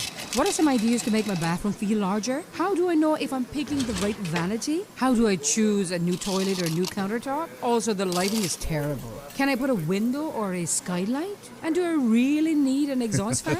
You've come to the right place. At Brand Source, we custom design kitchen and baths, and our talented design team can help answer your questions. Whether you're looking for a modern, functional family bathroom or a luxurious personal retreat, we'll help create that beautiful space that makes your home yours. And if you're in a rush for a new look and have a limited budget, our ready-to-install bathroom vanities built with solid wood and countertops of the finest materials are a quick and easy remodeling solution. For the very best in custom-designed kitchens and baths, visit Brand Source Home Gallery on Dorsey Drive, Industrial Park, Cayman's Kitchen and Bath Center.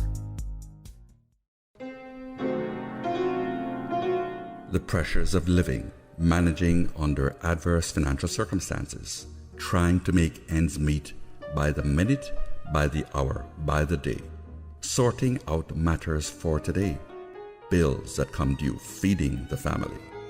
So much pressure in one place at one time. Step away from it all. Time to recharge, to renew, to refresh. Time to break away. Catch your breath. Make your way to a place of peace, wellness, nature. Reconnect with the Queen Elizabeth Botanical Park in Franksound. The wind, the birds, the orchids, the blue iguanas. Wellness, renewal, mental peppermint. The Botanical Park, supported by Rotary Central Community Service. Rotary opens opportunity. Talk today. But I do have some questions.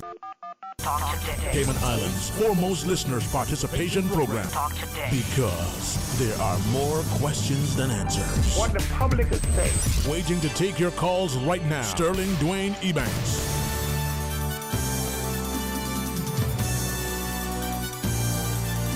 Hey, good afternoon and welcome back, and thanks for joining us. And in the studio, our candidate for electoral district or prospect. I gotta get used to that, Miss Sabrina Turner. Yeah. And it's partly because of my perspective on how the political landscape is, but partly because it's still relatively new. And but for your education just then about, well, this is where prospect is. I'll be honest with you, I'm still learning. I know there's a prospect and there's a Red Bay and there's West Bay, this, that, and the next, and there's 19. But where does it start? Where does it end? It is a little complex, to be honest. It took me a little while as well because there's a Poindexter Road that pretty much borders. One side of the road is, again, Red Bay. There are a few roads. But what I found is that to avoid any doubt, even if you're getting your message out and you're not sure exactly where the boundaries are, which there's no reason why you should get that wrong, but having an objective approach and knowing that you're running to serve the people of the country, but the only how that is possible is by the vehicle of the prospect residents, then it doesn't really matter if one road is divided in two because of electoral boundaries. You're far-reaching, and the concerns of the person who is living on the opposite side of Marina Drive are no different from the person that is on the other side of Prospect. Yeah. The needs and wants are the same. Yeah. It's just like our vulnerable or elderly, their voice is not heard. For what trials that they have to go through, you're hearing it more. The voice of the voiceless is not heard. The processes has to be more streamlined, and I feel what I can bring to the table as a female, the nurturing side. I want to hear that, how we can make it. There's not about reinventing of any wheel here. It's just a matter of dealing with it more civil. People don't need to feel as though they're beggars when situations have put upon them that they didn't ask for. And whenever there's a need to help, there are agencies that are there that should be there, able and willing to assist for those in need. But if you have to feel as though you're a beggar, then that's a total turnoff. We're a people of pride. And this is why I am eager to bolster and work with community groups.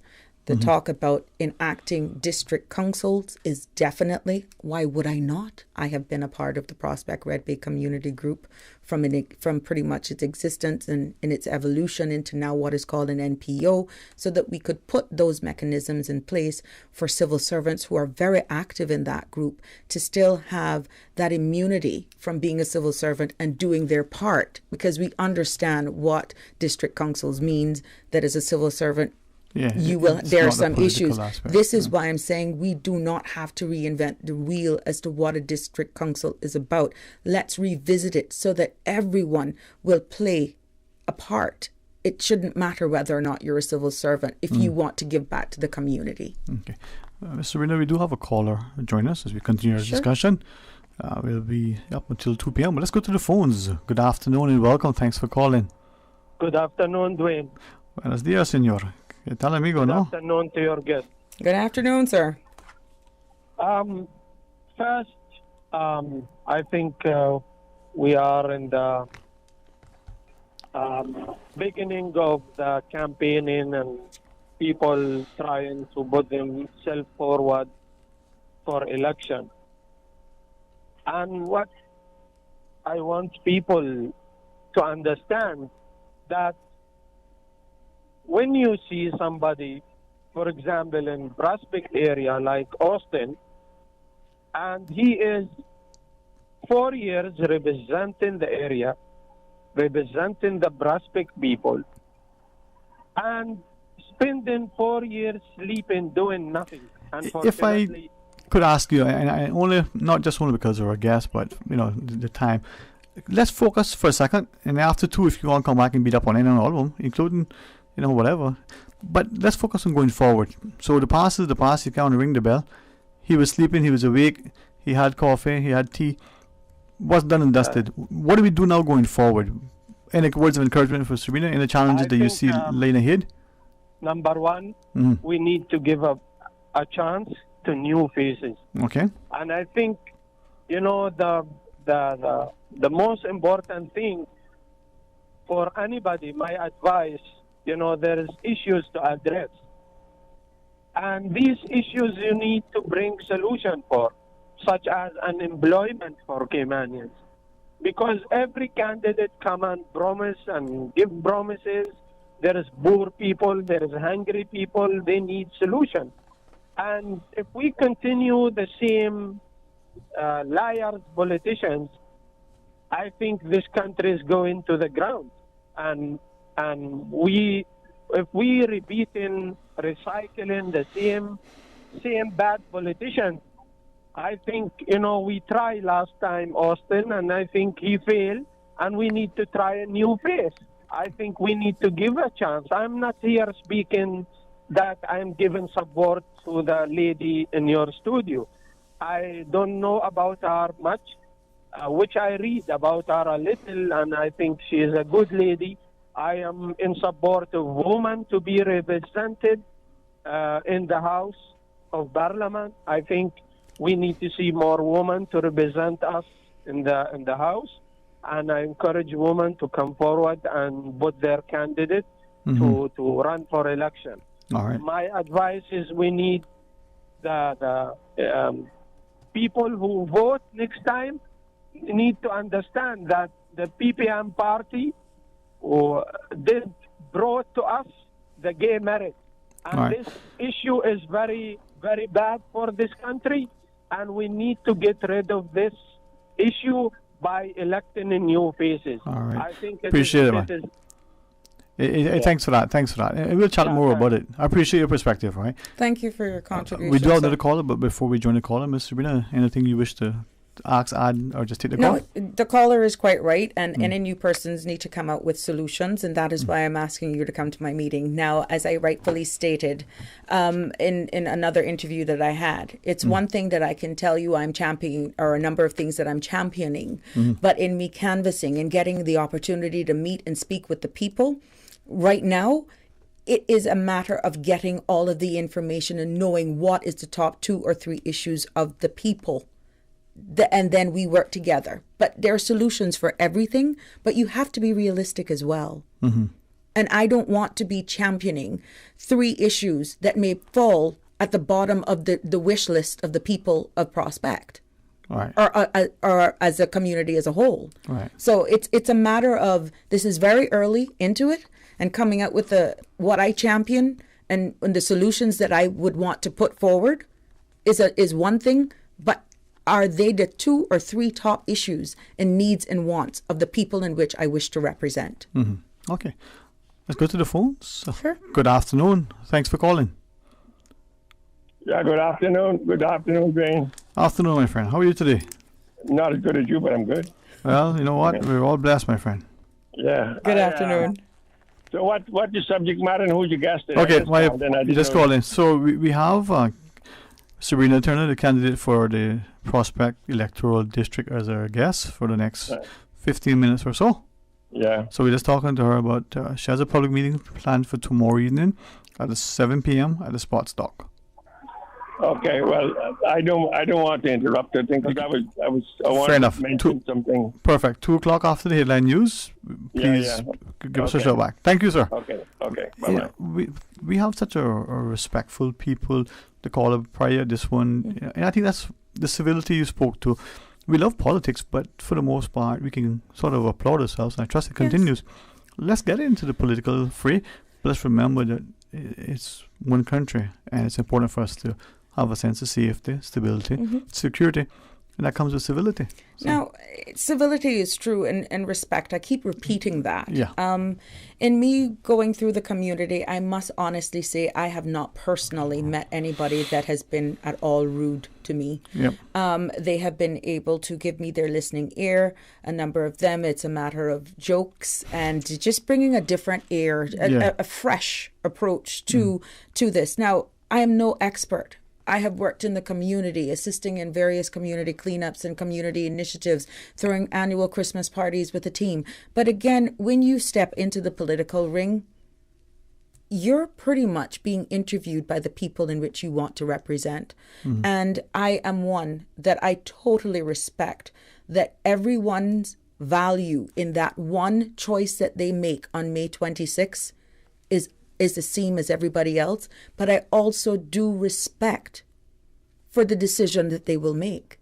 And if it's a case of hearing me out, wanting to know my message, they may want to hear from me. They may not want because they're pleased with who is there, or they have a choice for somebody else. Respectfully, I have to. I have to honor their request. But that is not, and it will not change who I am. I've said this before, and I got a few messages of support afterwards. Sterling, I know who I am. Getting elected will not make me who I am. It will show people who I am. And that is not possible unless I am honestly given a chance. For those that don't know you, whether you're elected or not, but right now, you're introducing yourself, and they say, well, who is Sabrina Turner? What does she stand for? How do you help us to get that perspective? I am a mother of two, business self-employed person for over going into 18 years. I am love and passionate for country and for all that is good, that benefits everyone. I have been very active in the community over the years, and that is instinctual. I immerse myself into whatever I embark on wholeheartedly and wholesomely. And the decision to being raised in Georgetown, right here across from Royal Cayman Islands Police Service, it stands as its own testament of being a law-abiding citizen. I used to be a nurse, and I've gotten into immigration. I used to be here in this studio for almost a decade. And remember, Sterling, for the last 2 or 3 elections, I was in here with you.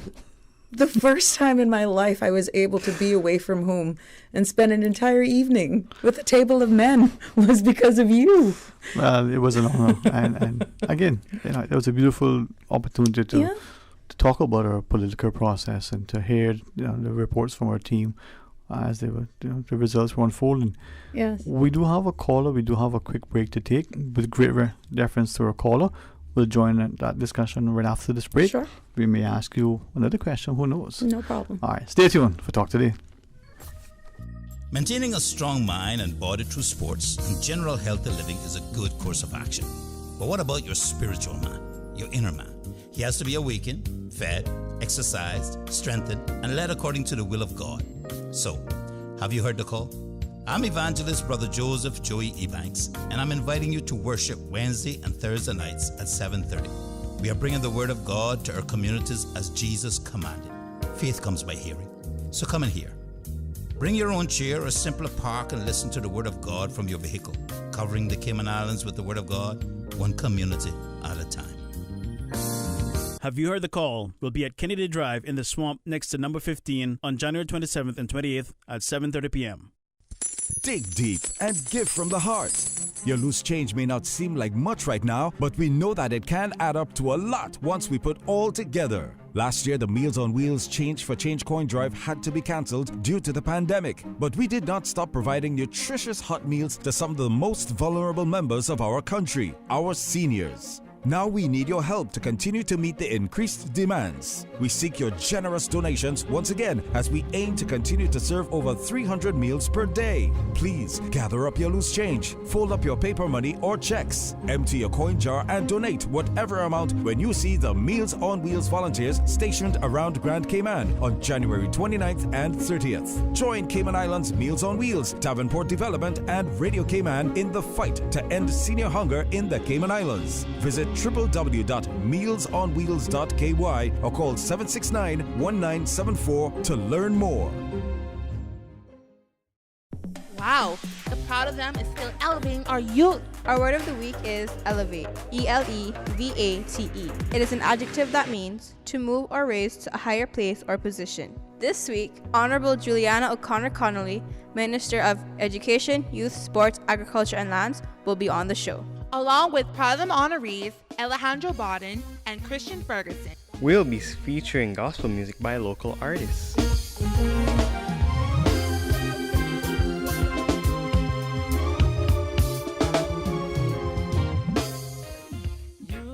You can join us this Wednesday from 4 to 5 p.m. right here on Radio Cayman 89.9 FM. Plus, you can also check us out on YouTube Live. And for Youth Flex, a program for all people by young people. Youth Flex, more than talk. Jesus gave me a new song. Now I am free. Jesus, thank you for saving me. Talk today. But I do have some questions. Talk today. Cayman Islands' foremost listeners participation program. Talk today. Because there are more questions than answers. What the public is saying. Waiting to take your calls right now. Sterling Dwayne Ebanks.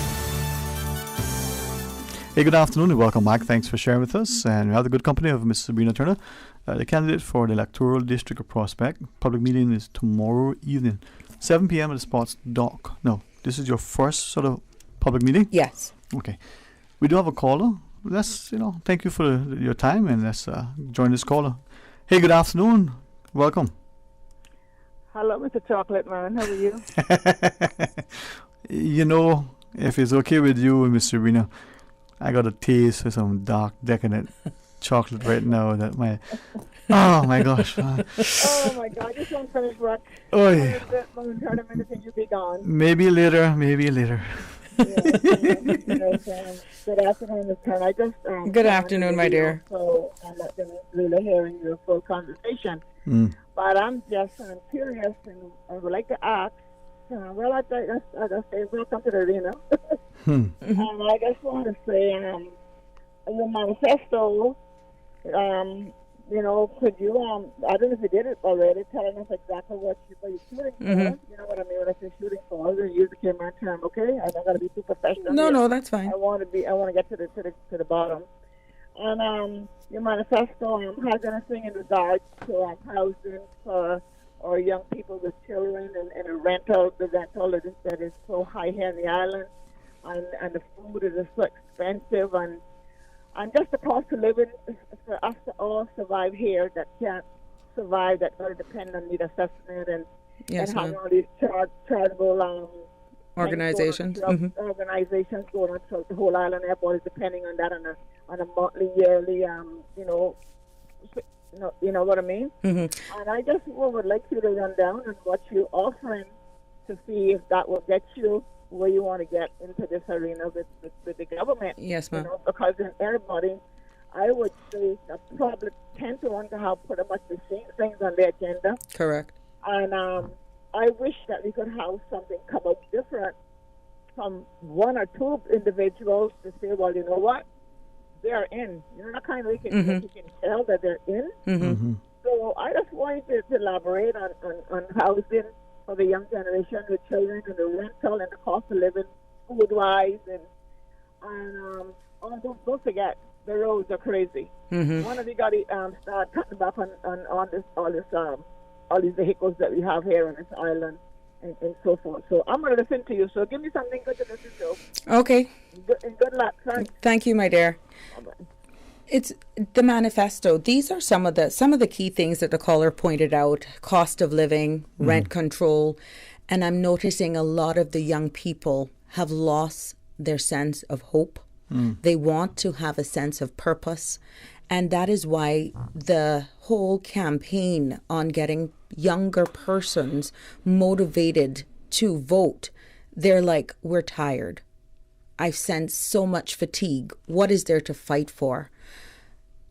I did my best in making sure that I educated persons. Well, if you're fatigued, you're hearing your parents complain that it doesn't matter what we want. Their political aspirations all have the same narrative, but no one is willing to fulfill what they promise. I can only speak for myself. And as a single person, an independent candidate running, I know that at the end of the day, you're going to have to work with other elected representatives in order to get a lot of these issues that we are facing under control. Cost of living, rent control, there are legislations that are in place, but they're under-enforced.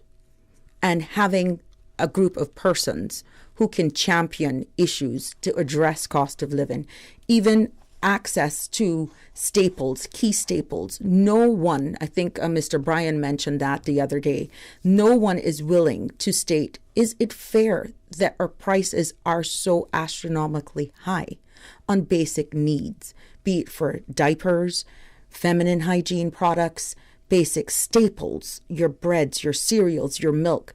Who is into talking with, let's say, the likes of Chamber of Commerce in making sure that we can get access fairly, have access to what is a basic need in every world? Whether you're trying to go for this dictatorship, no. People just want to have access to clean, healthy living, an opportunity to be able to afford rent. We also have to look at even the basic wage, minimum income. The cost of living as we know it has escalated for years. Who is willing to sit around the table to really discuss this so that collectively we can create a society that everybody has found their purpose? Everybody has a worth. Sterling, we cannot do this. I cannot do this alone. I am not a professional in, let's say, finance, but I've been able to run a sustainable business and a successful business for over 18 years. I have fell down and I have scratched my knees and I've got up. You will trip up along the way, but I also depended on other persons to assist me with the expertise and skill set that has been able to propel me and give me long-term sustainability in order to keep my business running. There's no difference, I feel, as a young candidate, a new candidate coming into this arena, that all of these issues have not been affecting me as well. But we have to change the way we perceive things. It is going to require a culture shift. We're going to have to engage more with one another in coming up with sustainable long-term solutions to make everybody have their sense of worth and purpose. Mr. Reed, I believe we have time for one final call in the segment. Let's go to the phones. I hope I was able to at least start the conversation with that caller. Very much so. Hey, good afternoon and welcome. Thanks for calling. Yes, good afternoon, sir. Good afternoon. If you can, I don't know, I'm not hearing There's the call. feedback. Okay, yeah, there's significant echo and feedback. Are you there, sir? Or Yeah, man, sorry about that. okay, a little bit better, but Yes, I might put in a spot because a friend decided me to my hero leader now. And he's asking me if you have Charlie here for my hero leader. I sincerely apologize. Mr. Reed, can you hear? No, I'm not. It's not clear. Yeah. All right. You hearing me now? Much better. Yes, sir. Yes, I might put you in a spot. Okay. Because I'm standing beside a friend of mine here, and I'm sharing my hero leader conversation with him on the radio, and he's asking me if you have chocolate there for her. If I have chocolate? Chocolate. Yes, I wanted to take the best care of her. Are you bringing some for us to share? Huh? Are you going to bring it for us so I can share with her?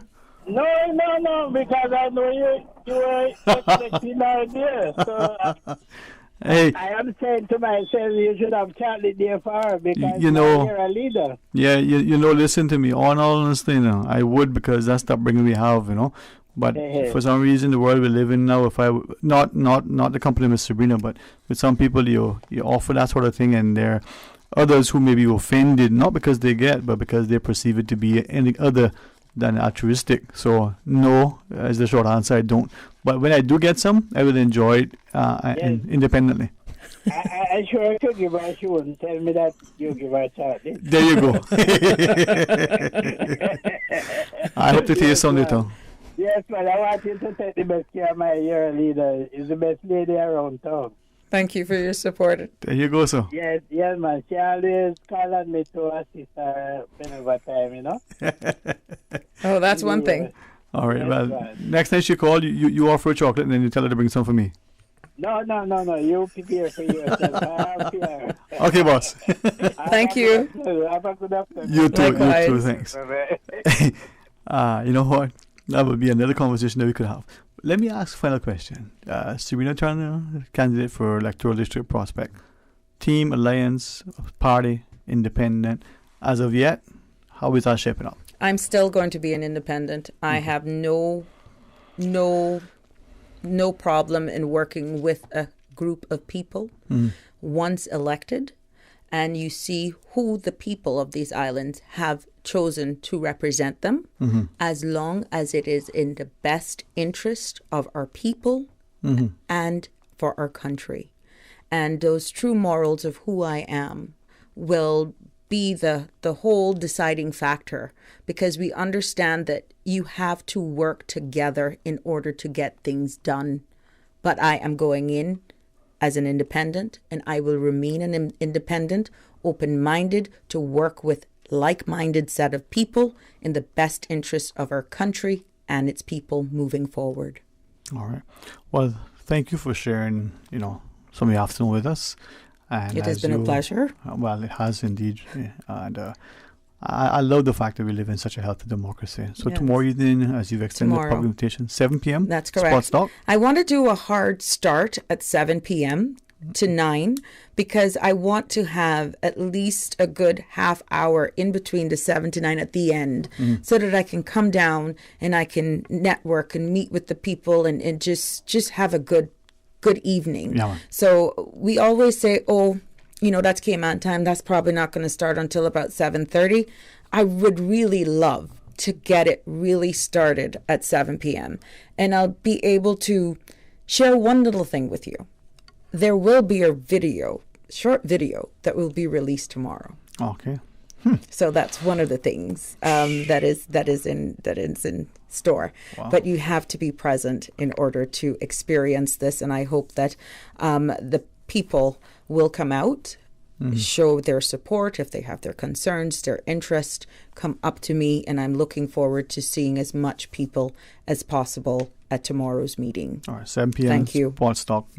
Well, yes. Hopefully we get a chance to chat with you, and certainly all of the candidates across all 19 of the constituencies. Sure. I pray for our people as we go to the polls, that we do so, with a clear conscience and a strong commitment to the country. Hey, Sterling, I've been told, don't be scared to ask for their vote. As a newcomer in this, it's one thing of as I said, giving of yourself and doing charitable work.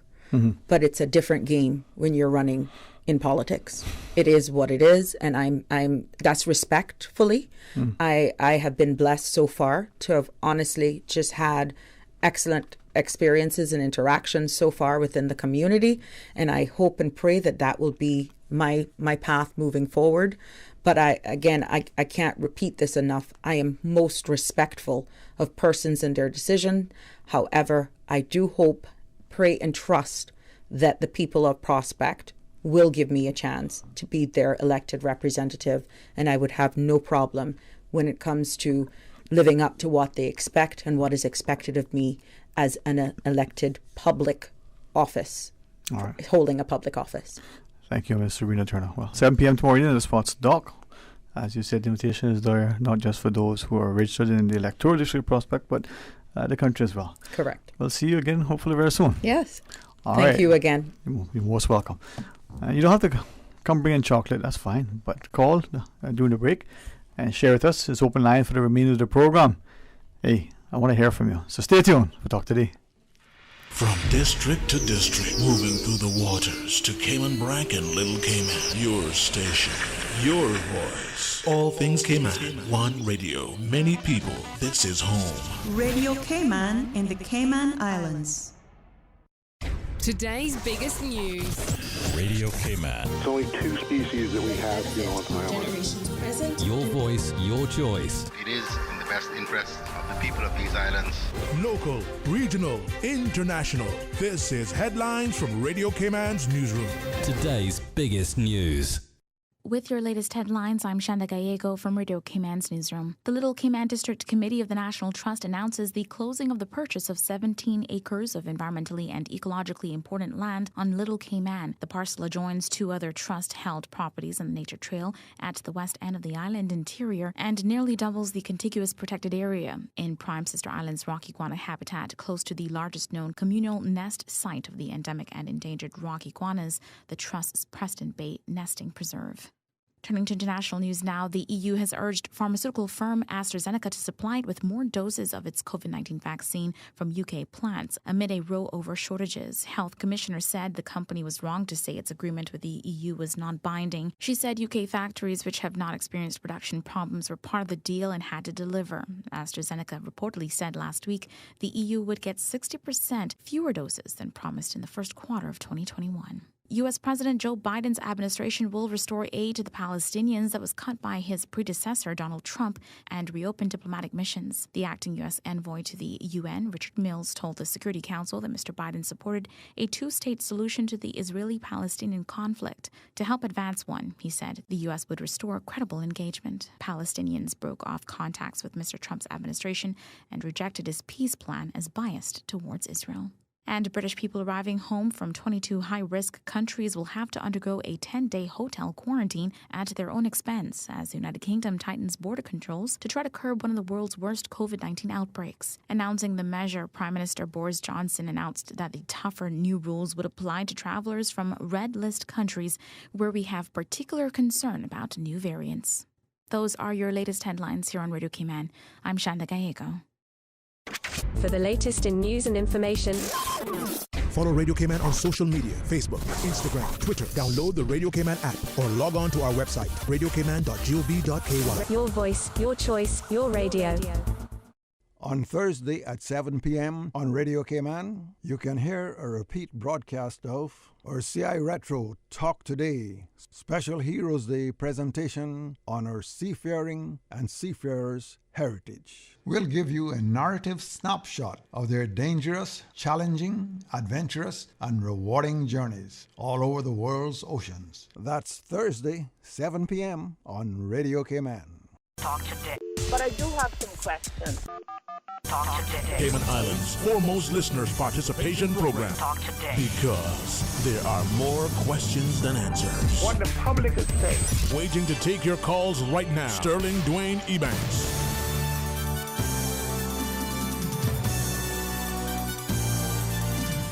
Hey, good afternoon and welcome back. Thank you so much for joining us. It is open line and we want you to be a part of a discussion. So I guess formally and officially we've had candidate Sabrina Turner for the Prospect Electoral District as our guest for the last hour or so. She has a public meeting 7 p.m. tomorrow evening at the Sports Dock. Well, it's now open line for the remainder of the show and you may have a particular comment, question, query, something you want to contribute. Share with us. Always important to listen. There's always, I think, necessary to allow people a chance to share their perspective. But then sometimes too, you need to be, I wouldn't want to use the word provocative because that may have a negative connotation, but perhaps evocative.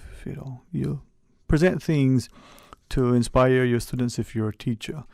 You, as a parent, may challenge your children to excellence, not only by the example you set in word but in action, but equally by getting them to believe in themselves, to have a great sense of self-esteem, to be confident.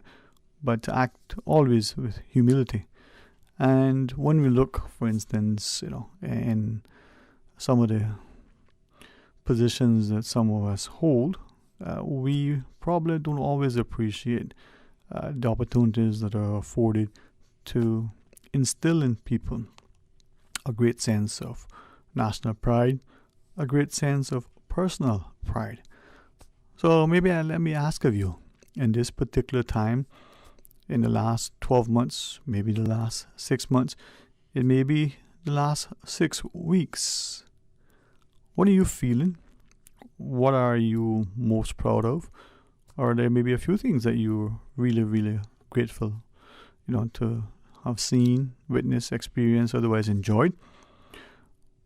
But would you also share, what are the disappointments? What are the things that aren't being addressed, acknowledged, or otherwise championed? 949-8037, 1-800-534-8255. I ask that because I'm reminded that once we got to a space, sometime last year where we were comfortable with the time on our hands, we didn't feel so isolated and we weren't despondent. We were actually able to get out and, sort of feel the sunshine, to get some physical activity. And we could even start to socialize and the like. People were spending time in prayer, meditation, and deep thought and the like. Now, in short order, very much like what happened, immediately following Hurricane Ivan, we were a family and a community once again. But then once things started to, roll, as it were, electricity is back on, work is being sort of the order of the day, we lost contact with each other. Well, kind of what is happening now. The hustle and the bustle has returned. Hey, good afternoon, welcome. Thank you for calling. Evening, Dwayne. How you doing? Blessed and thankful, man. You crossed my mind yesterday and again on Monday. How were things? Well, I was listening to the cement thing, and I read off good. A lot of people was left out because I think they could have canvassed more and informed the people more what was going on. But anyhow, that being said, because my grandfather got drowned at sea, and my father spent 40 odd years, but I guess I wasn't informed enough to nominate them or whatever it needed to be. That's water under the bridge. But getting back to my favorite subject now. Yes, sir. I said, you know how much time I talk on the radio about legalizing the gun and all that on the Facebook, name it, and I have done it, right? Right. Well, okay, now, I'm looking at it from a different angle now. You see, Miss Bush and Miss Borden there, they in Borden, right? The two ladies there? Well, under the white paper, homosexual was legalized in 2000, right? Hello? Yes, sir. 2000. So they fought their war that they was being discriminated against because heterosexual were legal, homosexual now legal. So you can't treat one segment of society can get mine, the other one can't, right? Okay, and they fought the fight, good fight. I take my hat off to them. Now with the marijuana, it's the same thing that I seen here now, because in 2017, that's 4 years gone now, the extract of cannabis was legalized. It could be imported and it could be sold, distributed. Okay? Now, and only the United Nations, with the recommendation from World Health Organization, in December, the United Nations voted to take marijuana off of the list of drugs, and it is now recognized for its therapeutical and medicinal purposes. Right? Now, we back to square one. How can some segment of the society bring in marijuana legally sell it legally. And me as a farmer, as a licensed, registered commercial farmer, I can't plant to supply to those people. Now, that is discrimination to the max. And I have written a letter to the governor. I couldn't get it handed to him up here because he was busy when the cementing was going on, and I didn't want to go in there and look like a stupid, and try to show up myself like I know into that. Right.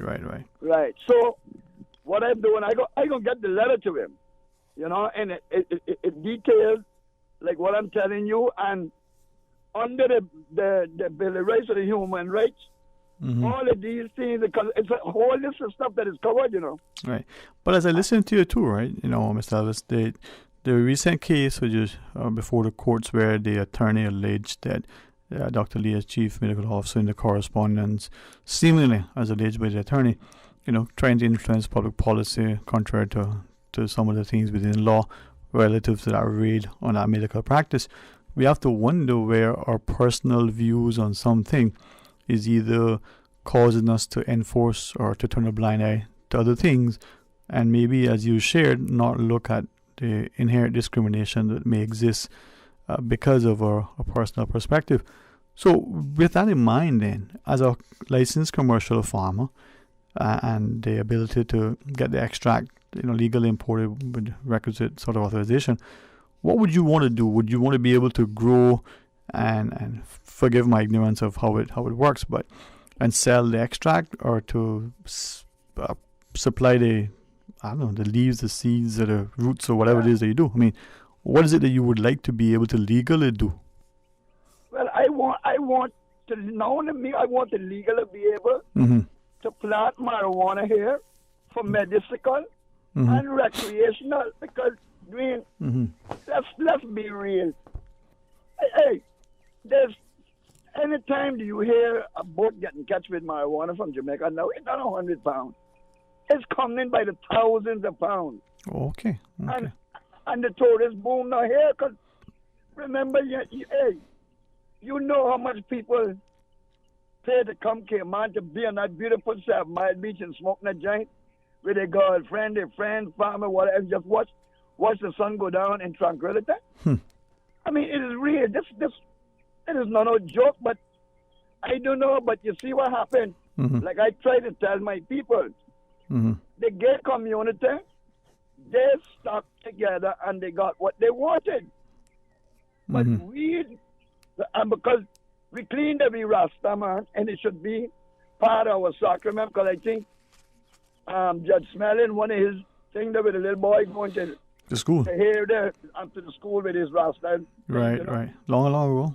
Yeah, a couple of years ago, well. Yeah, man. So, but we not together, and we won't stand up to our politicians. So I am writing this letter to the governor, and I can make sure that every one of our politicians, those that are in and those that are planning on getting in, because I want to try to call that lady just now. But why it is that nobody, only one politician out of the 19 that is willing to sit down and talk about the marijuana business? It's a lucrative business. Yeah, who's our politician, if you can say? Mr. Ezra Miller. But here's the same politician that publicly says that, equality, irrespective of sexual orientation, and yet he gets castigated and criticized for being seemingly forward-thinking. Yeah, because Mr. Ezra, he told him, so listen, if we don't vote for the homosexual building, the civil rights or whatever, the governor wasn't coming under Section 81, and the same thing Ezra said, the same thing happened. So I don't know what the governor can do, if he can, go behind the door and say, fellas, I got to deal with the people on the discriminating against a certain section of the people, and the most of the discrimination is against the indigenous Caymanians. Right. We are the ones that is getting chewed up for smoking weed, planting our little weed. Right? We are the ones that got a police record. They can't get no job. Right? You understand it? Now, let me maybe ask maybe three things. We'll start with two first. You referenced earlier that in your perspective, the Jamaican canoes are coming in. It's not 100 pounds; it's in the thousands, right? So when the boats are intercepted and stuff, and there are reports that it was this amount, do you think they're larger quantities than what is reported by the authorities or in the media? Hey, the statistics show you right. Mm-hmm. That if you catch one, about 8 or 9 going through, because it's a big. Hey, I would look at Mr. Dwayne. Yes, sir. If me and you could get the money from the sales of marijuana in the Cayman Islands for 6 months, right? Mm-hmm. Yeah, 6 months. 6 months. Even without the tourist boom. And with the tourist boom, it would have been much more. Listen, we could buy a nice 40, 50-foot boat and do a Caribbean cruise with ladies on the deck, on the bridge, people baiting your hooks, doing what you want for you. You had just 6 months, my friend. Yeah, man. So with that in mind, right, and we will take the other caller if the caller would just allow us to indulge you for one more second. So with that in mind, I'm increasingly getting to understand that I use the word designer drugs, and I don't say that to glorify it, but that was the phrase they used to me. So ecstasy and whatever have. That these drugs are readily and freely available, whether to the tourist trade or whether to the people on the beaches and the sunset and the like. And we seemingly don't pay much mind. But if you got a spliff and you're rolling a joint or whatever it is you do, then that's, you're quickly going to have a SWAT team coming to you. Is that what you're gathering as well? That these are the drugs that come in from North America and wherever, and they're sold by people looking a certain way and consumed by people looking similar? Yeah, they don't trouble them. They don't trouble them. So I hear. You know that? And you know the sad story, Andrew? Yes, sir. The rich people that smoking the marijuana, because them Jamaicans are bringing your Guinea the way. I mean, poor man smoking it too, but yeah. The rich people that buying it by the pounds, the high grade, they live in gated communities. They live in no police. You think either black Jamaican police got in trouble there? No, but they got in trouble the Caymanians. I hear you. Caymanians. Yeah. Them that you see that walking on the road chopping the bush and thing, they're the one that the police are tormenting. Tormenting. Interesting word. Yeah, man. I'm telling you, my friend. Yeah. Well, I reserve that other question for a later time, not only because it may seem rhetorical, but anything else you want to share with us, Mr. Elvis? No. I just hope that our people stand up and something be done against. Well, just because I gotta go court tomorrow, because I want probation. I'm planting the ganja for myself. It's a shame. Yeah, it got to stop. It's some way or the other. It has to stop. And Dwayne, thank you for taking the call, and you have a nice day, my brother. You too, sir. You too. And God bless, man. And the words of Bob Marley, get up, stand up. Stand up for your rights. All right. Job be with you, bro. Let's take this other caller, though. Good afternoon. Welcome. Thanks for calling. Good afternoon, Dwayne. I'm back with you. Yes, sir. I was hoping that you would have accepted the invitation. Yeah. Yes. I wouldn't forget you, man. Yeah, man. You're normally not that bad. Yeah. Yeah, but what I want to call about is because it must be 50, 60 of them mobile car washes I see now. They got some painted up really nicely with all kinds of stuff. I saw one today that they and I remember one day I went behind the library in town, and there was a guy there was using a parking space that I would need to do his park his truck with the washing. And I drove around to look for another spot, but there wasn't any. So I came back around and I asked him, I said, why are you parking in a parking, a thing that's for people like me to come here to use the library to get the thing. And he said something to me, and I said, can I see your license to operate this vehicle, this washing thing? And he looked at me and said, well, I'm working for somebody. And I swear that it must be since last year, well, not just last year, but from last year, I watched a number of these things. I'll give you another incident where some of these people are so arrogant that are watching the thing. You see 2-3 of them down there in the parking lot where the buses go in. You know, down in behind the library. How 2-3 of them that go down and I don't know who gave them permission to park there and do that. But my question is, do they have a license? Because I've never seen. When I asked this guy about a license, he didn't show me one. Someone else I did the same thing too. They didn't have a license to show me. So anybody can speed up the car, get a pump or something in the thing, and go out and start washing cars. I mean, why don't we have? If they don't have a license, why are we not licensing them vehicles? You know.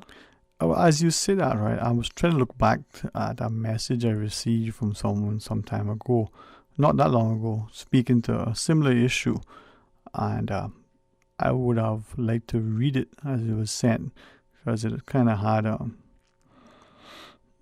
particular tone to it. But the gist was that when we look at car washing, when we look at gardening and some other things, are we potentially sort of taken away from others, you know, not just entrepreneurial nature, but, you know, our young people who in the past, you know, may have cut their neighbors' yards, washed their neighbors' cars, you know, on the weekends. So, you know, young boys and girls while they're in school, sort of, you know, making a few extra dollars.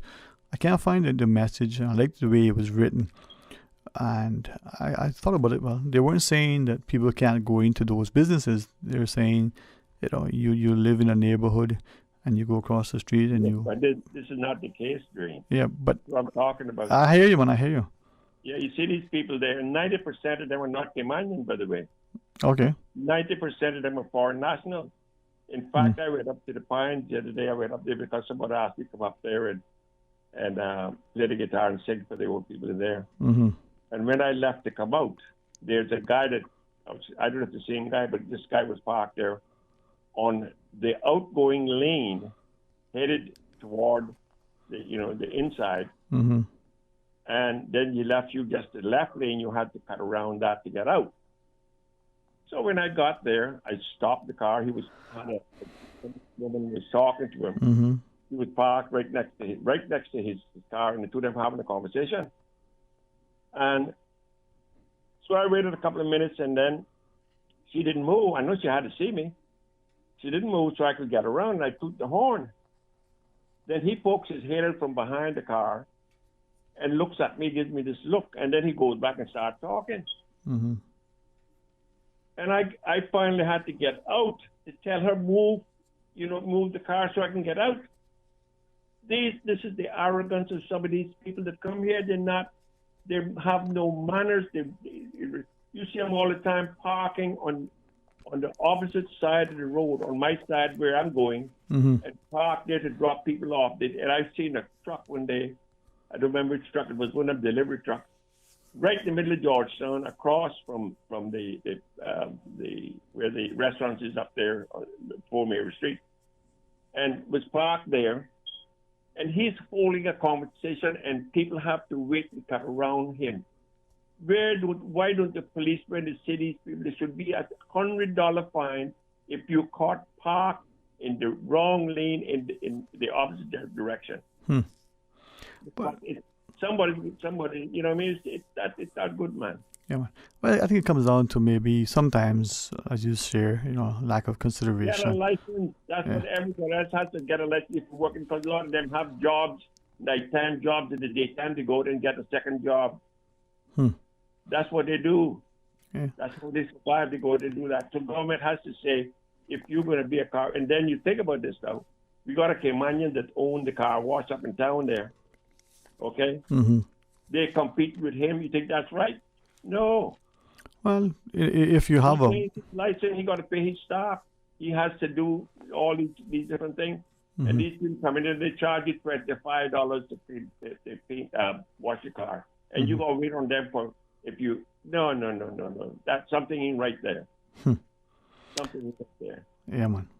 Well, get a license. That's what you got to do. Everybody else has to get, keep paying attention. Maybe keep, making the comments, perhaps people may actually do something. But thanks for sharing your thoughts, my friend. Yeah, man. Okay. All right. All the best. And I believe we can take one final call. Good afternoon. Welcome. Thanks for calling. Oh, you ain't gonna give me 1 minute, huh? No, we're going to give you whatever time you need until my friend across the table says otherwise. Hey, I only listen and talk, I don't control the panel. How about that? Oh, yeah. Sterling, Mm-hmm. So, Mr. What's his name? From the Brock. What's his name is again? We were talking to, You mean yesterday or today? Just no, man. No. Oh, Mr. Elvis? Yeah. Mr. Elvis, yeah. Yes, ma'am. He keep coming talking about this ganja. Mm-hmm. And what could be made from it and so forth. But and I've been listening to him off and on through the time he's been talking about it, and I can't I could be wrong, probably never heard it one day. Mm-hmm. I can't get the full logic of why he would want us to start growing the ganja in Cayman. So, when you're going to come out, you want to farm something, you got to make sure that it's not going to just be usable for probably your pleasure or entertainment at parties and dinners and or in the backyard and all that kind of stuff. So, no disrespect to him. And, Sterling, we are so hooked up on doing everything the rest of the world is doing. It's like we're going to be left out behind if we don't get in with the program. And this is why Cayman has become a tourist destination, because we were so totally different from the rest of the world. And I have had visitors ask me over and over, tell me over and over, we didn't come here to see this, and we didn't come here to hear this. We left all this back home. We come to see something different, enjoy ourselves, and feel something different. But you see, the drugs and the ganja is taking over the whole world, just like the lesbian thing. That's their prerogative. But the fact of the matter is, that does it mean that we will never, ever save a little piece of the island to say that we are different from the rest of the world? We got lawyers and such on drugs, and they're on those big high drugs, worse than ganja. But I was just wondering if they were to pass a law that this man and many more can grow ganja on the island, how would it be distributed throughout the island? What about our grandchildren and our children that are in school? And let me tell you something now. Don't take the eyes off of them children now. You understand? Because some of it is going on right now. You understand? Where they're getting it from, I don't know. Right. But it's in the schools throughout the whole island. Just a matter of getting catch. Yeah. But that's the I would thing. like to know, what's the full logic of Cayman becoming a farm of doing ganja on this island? Okay. We need food to eat. We need food. But then when a person get high off of ganja, Sterling, they want food to eat. So you hear, huh? Plant some bananas, some cassava, and whatever we was raised up on, and then you consider about let's plant some ganja trees. We got the food now. Let's plant the ganja trees. And this gentleman needs to get with the government, because it's only the government can help him with his situation he's calling for. So I hope he let it get to the governor. But let me ask though, if I might. I mean, and I don't know much about it, and I'd say one time I'd do a bit more reading, but I haven't honestly been sufficiently motivated to do so. So just a little bit that I understand from one or two people who, were willing to take a little time. Presumably, right, on some of the shipments of ganja that comes into the country, they use formaldehyde, I think I was told, or something else to, preserve it, protect it, or keep it, secure for the journey. Not like I guess they'd be put into foods otherwise to bring in, to keep them along a shelf life.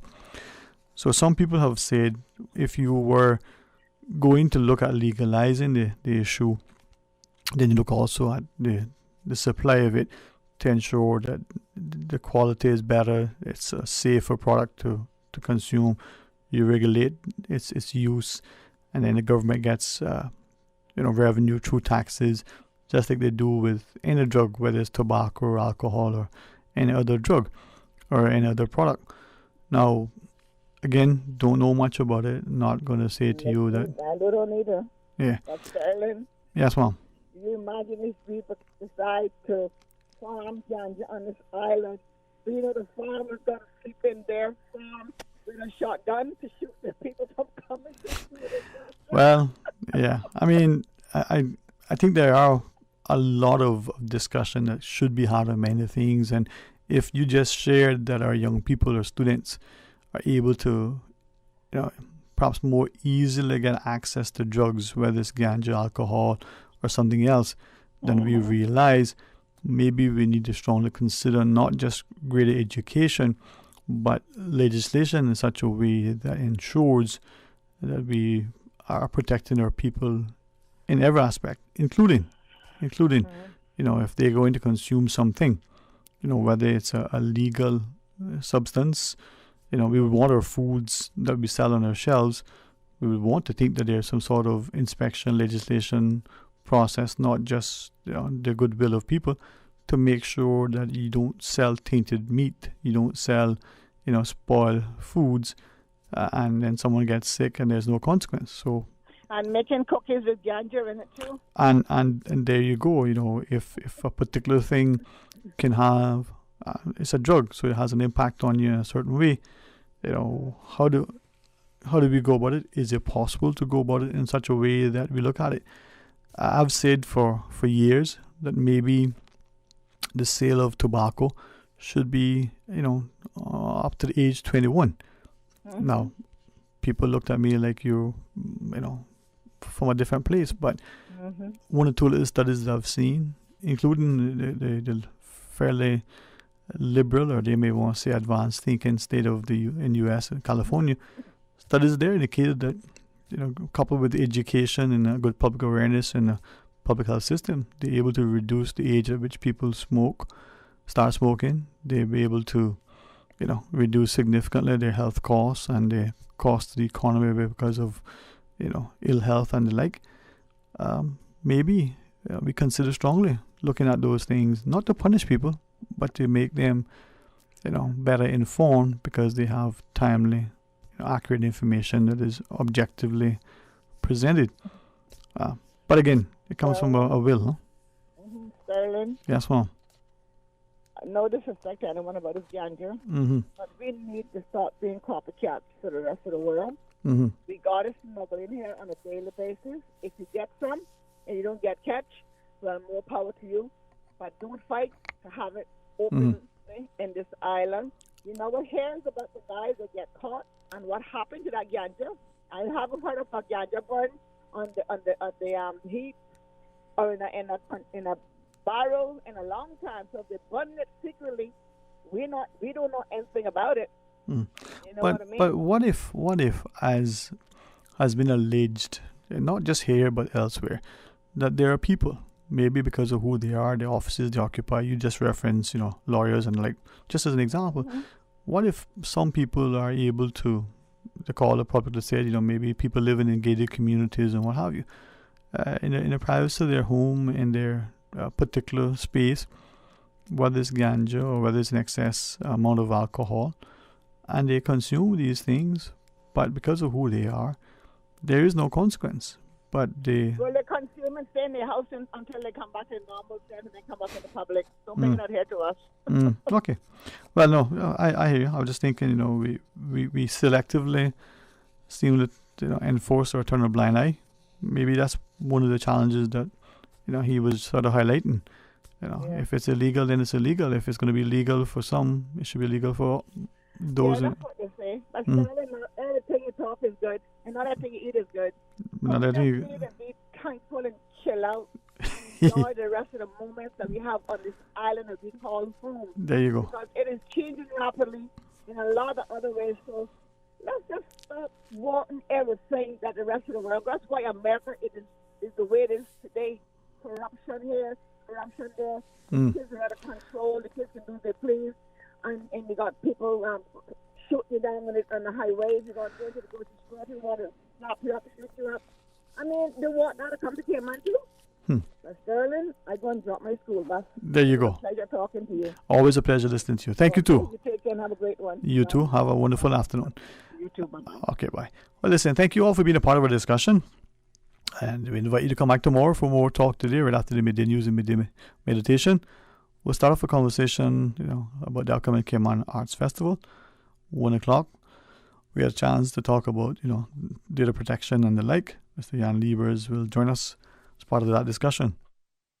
Of course, the day is always better because of your participation. And we invite you to always act, with a sense of integrity. Always try to be as engaged and as informed as we can. And let's see if what we do can make it better for all. So if each of us give our best, then it can only get better. Well, I always look with a sense of respect and pride and a positive outlook, and prayerfully expecting that each hour will get better, and as the days unfold, it'll be an improvement. So trust and pray, we'll continue to be positive, try to give thanks, and try to make a very profound, meaningful contribution. Until tomorrow, be blessed.